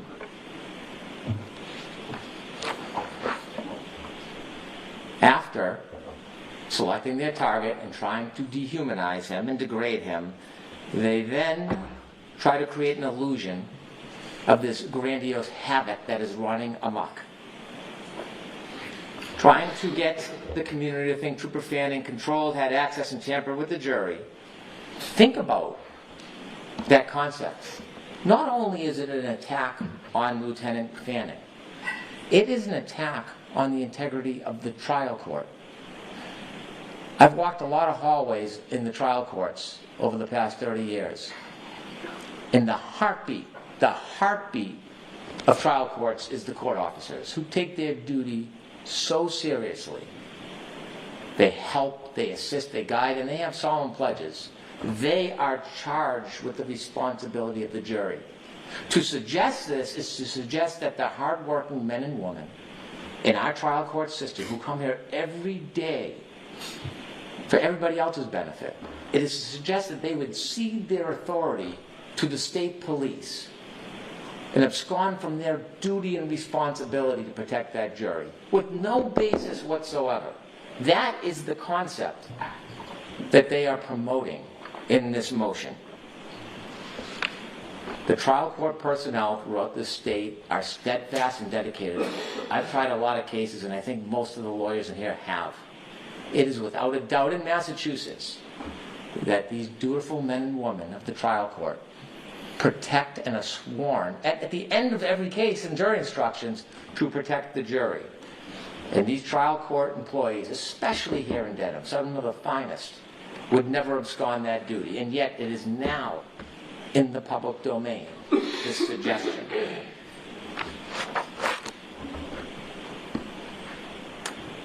The only way that you dispel innuendo, suggestiveness, unsupported claims, and the poison that can seep into the community, the only way you can stop that is with fact. So I'm going to list a few facts for the record. Fact: Lieutenant Fanning was not in charge of juror security. Fact: Lieutenant Fanning did not have control of the jury. Fact: Lieutenant Fanning did not access the jury. Fact: Lieutenant Fanning was part of a multi-agency cooperative effort to ensure the safety of the public and court participants, which required numerous local police officers and state police because of the bedlam that was created outside. Fact: Lieutenant Fanning never, ever, ever met with or interacted with any juror. Fact: at all times Lieutenant Fanning worked from a remote location, jointly managing operations for the safety of the public.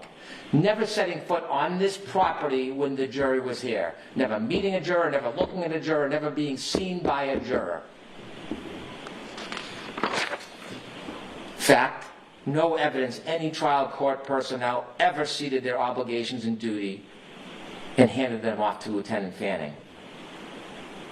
Fact: Lieutenant Fanning heard numerous rumors from various sources about a juror who expressed potential bias. Fact: Trooper Fanning never investigated, approached, or inquired. He heard the information and provided it to the trial court as is responsible, dutiful, and proper. And I'll repeat one more time, Lieutenant Fanning never, ever, ever interacted, controlled, or met with any juror. Your Honor, these claims in the motion to dismiss have a theme. Different issues, same theme, same pattern, same effort. Your Honor should dismiss it outright, and we should move to trial. Thank you. If I may, Your Honor? Yes. Thank you.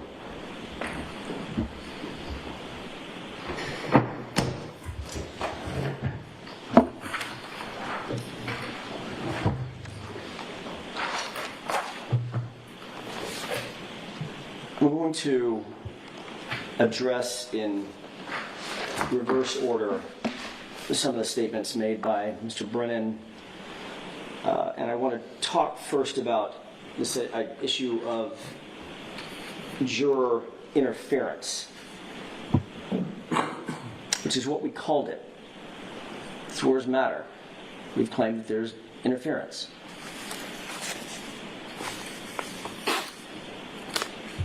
He indicates that that would be an abhorrent transgression if there were interference with a juror or a jury.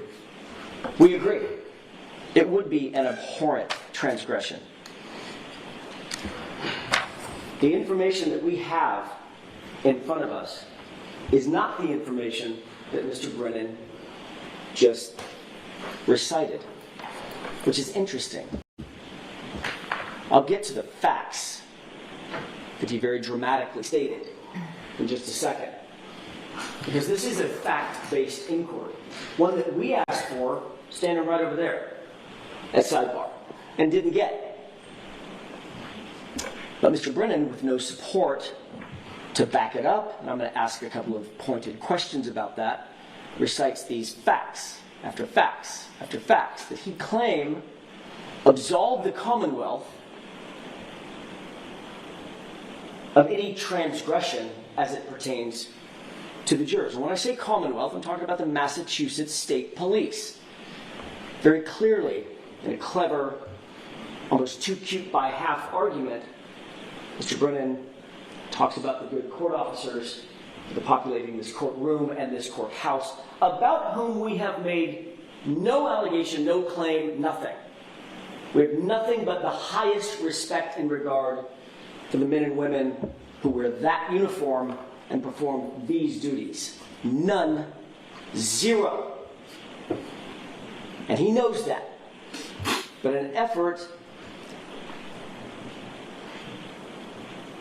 to create an enemy where there isn't one, he acts like we've insulted the court officers, which we haven't.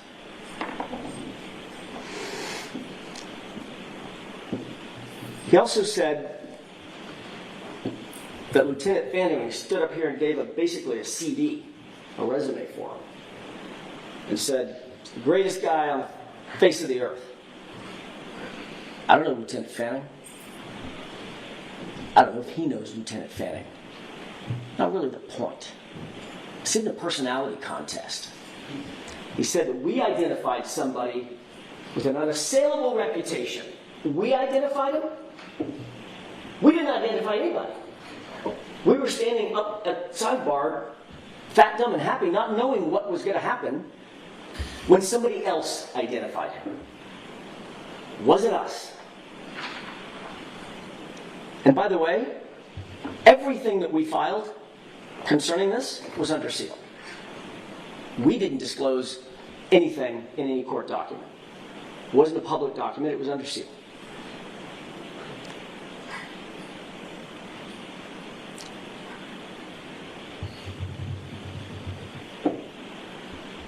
Mr. Brennan then states that he was also a subject, this person with this unassailed career, was the subject of an IA investigation for his conduct on this case.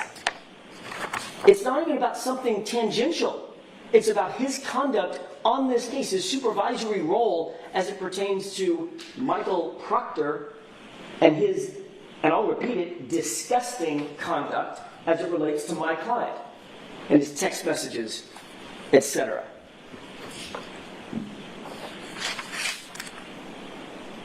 When he was asked about those text messages, his claim was, I was on vacation and I didn't read them.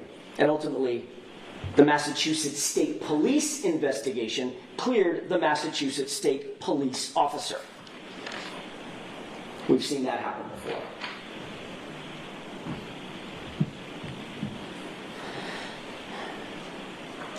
The question, or questions, if I could, that surround this inquiry, and the reason that we included it in our motion to dismiss, is because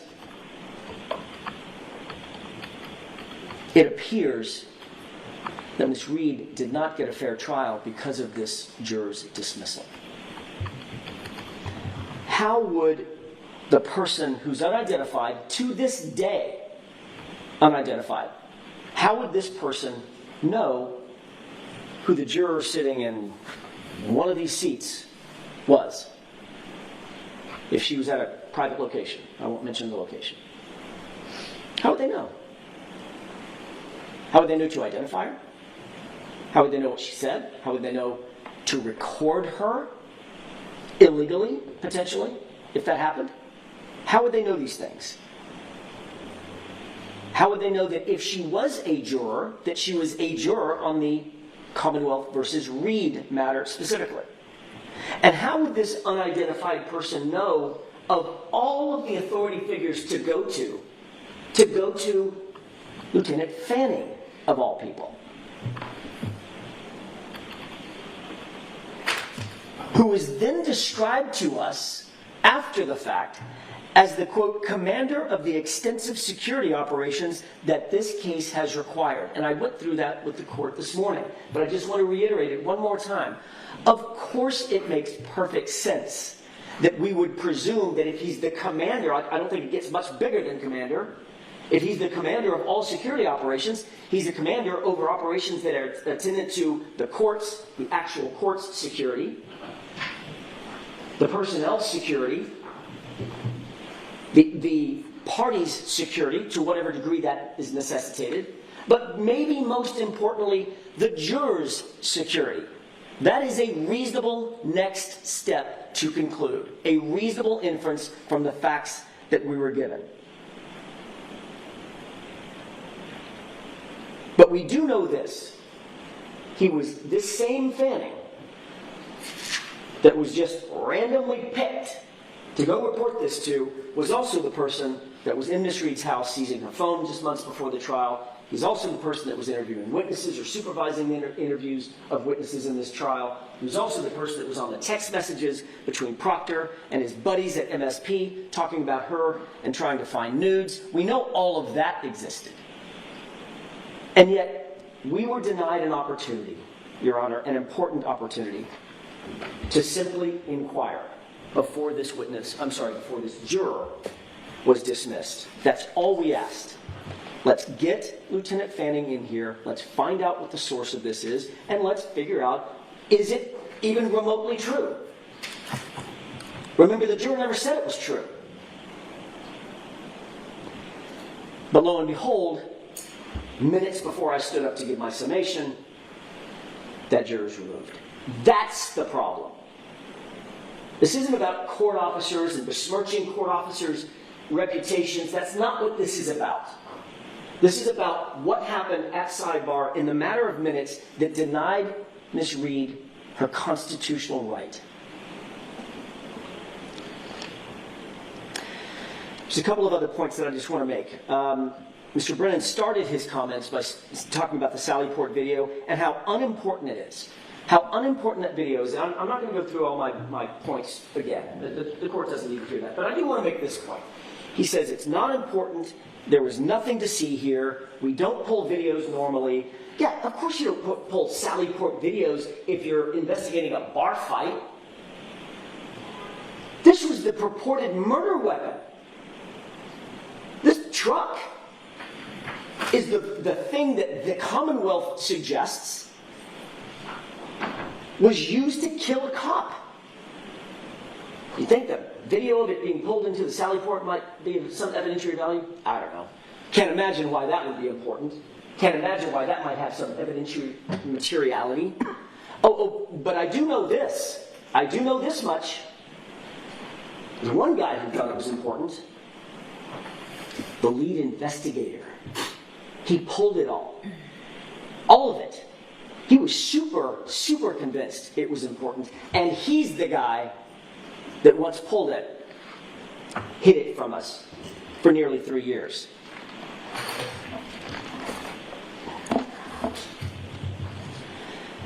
Mr. Brennan spent some time talking about the difference between cracked and missing. Interesting point. And I'm not going to go through a bunch of videos and audios. The court has seen all the pictures and photographs that it needs to see, and the court has a very good memory.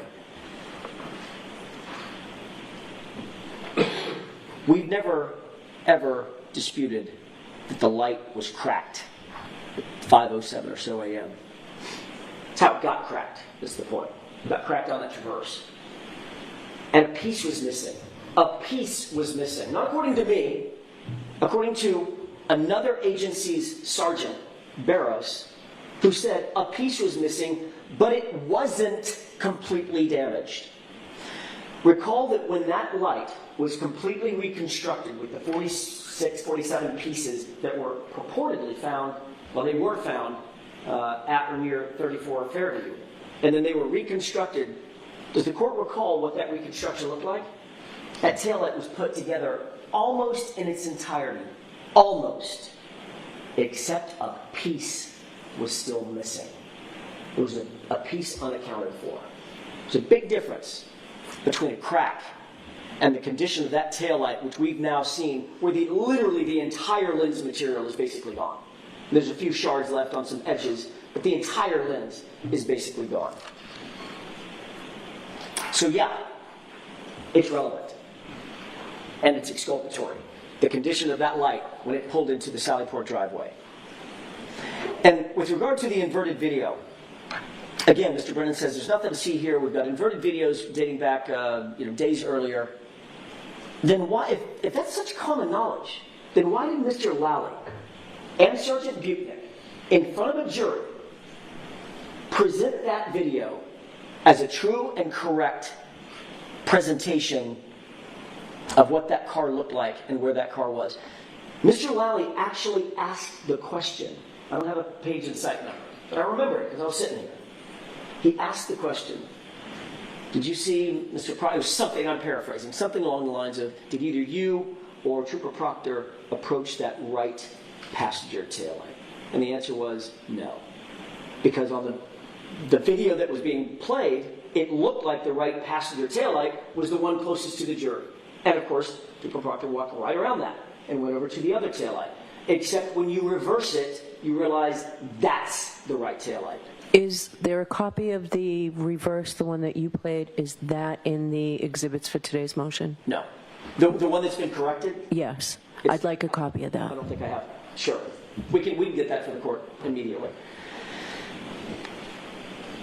Also, he played a video of the grainy video showing, hey, look, some of these cameras are just grainy in other particulars as well at other times and places. Maybe, or maybe not. What's interesting is the grainy video that we saw, if my memory serves me, and it's my memory, and it's being taxed at this point, but my memory is the chyron on that video, in other words, the running numbers, was at the bottom.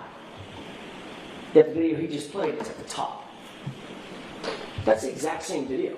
If it's apples and apples, oranges and oranges, why is that different? That's interesting. And with regard to Ms. Reed's actual statements in that interview that was played, or I'm sorry, it wasn't played, it was recited. She said,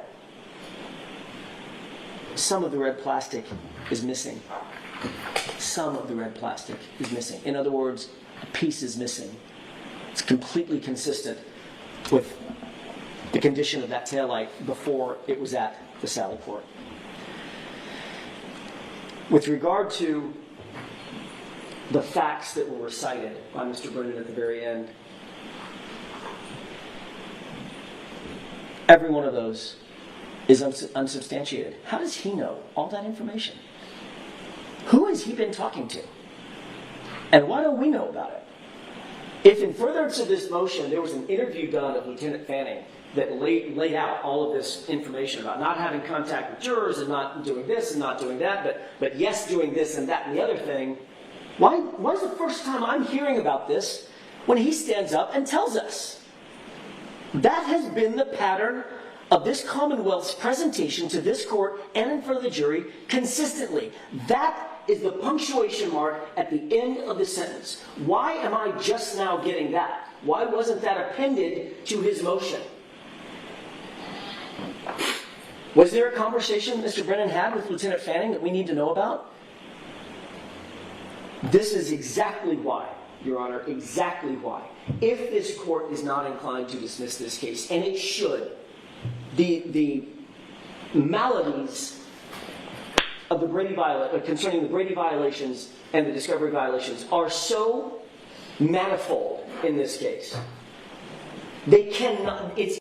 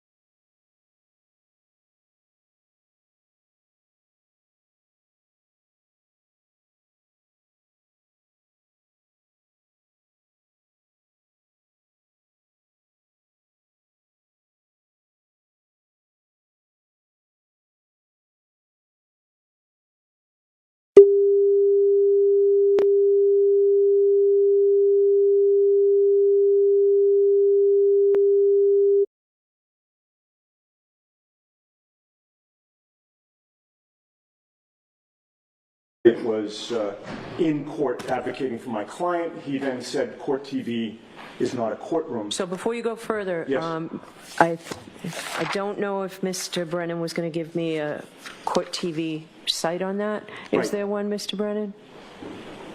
I'll have to provide a video. I think that Mr. Yannetti is referring to that comment that was a court comment. And so I intend on I intend on remedying that record.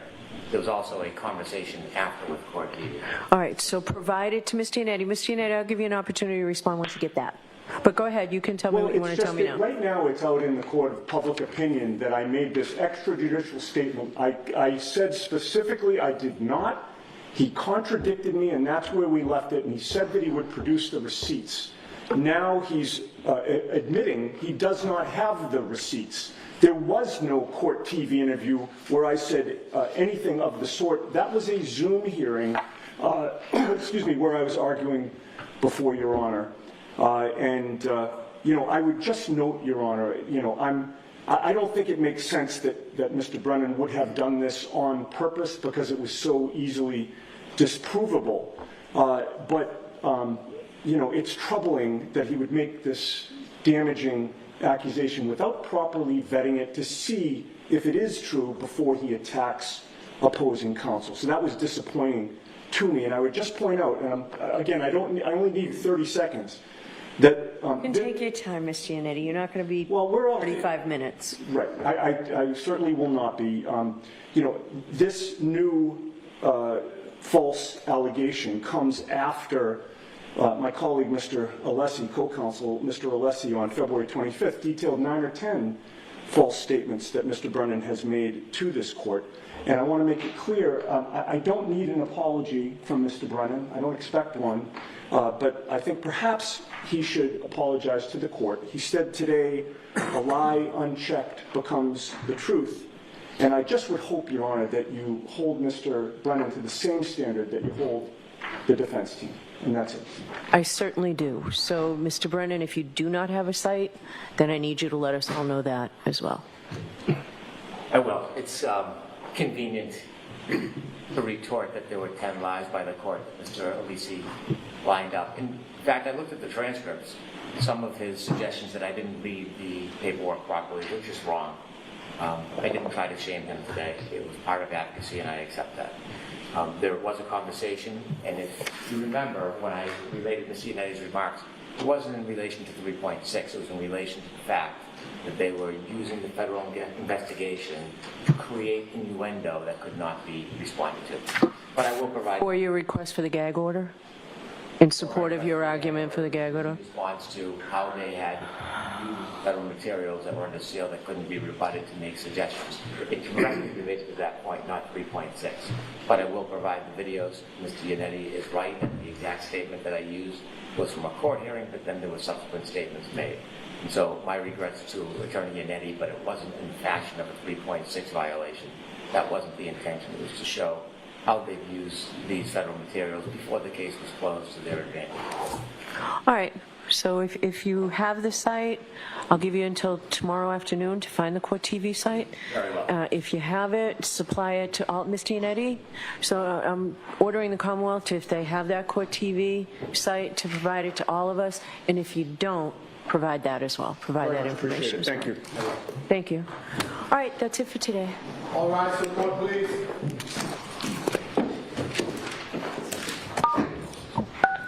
You are muted.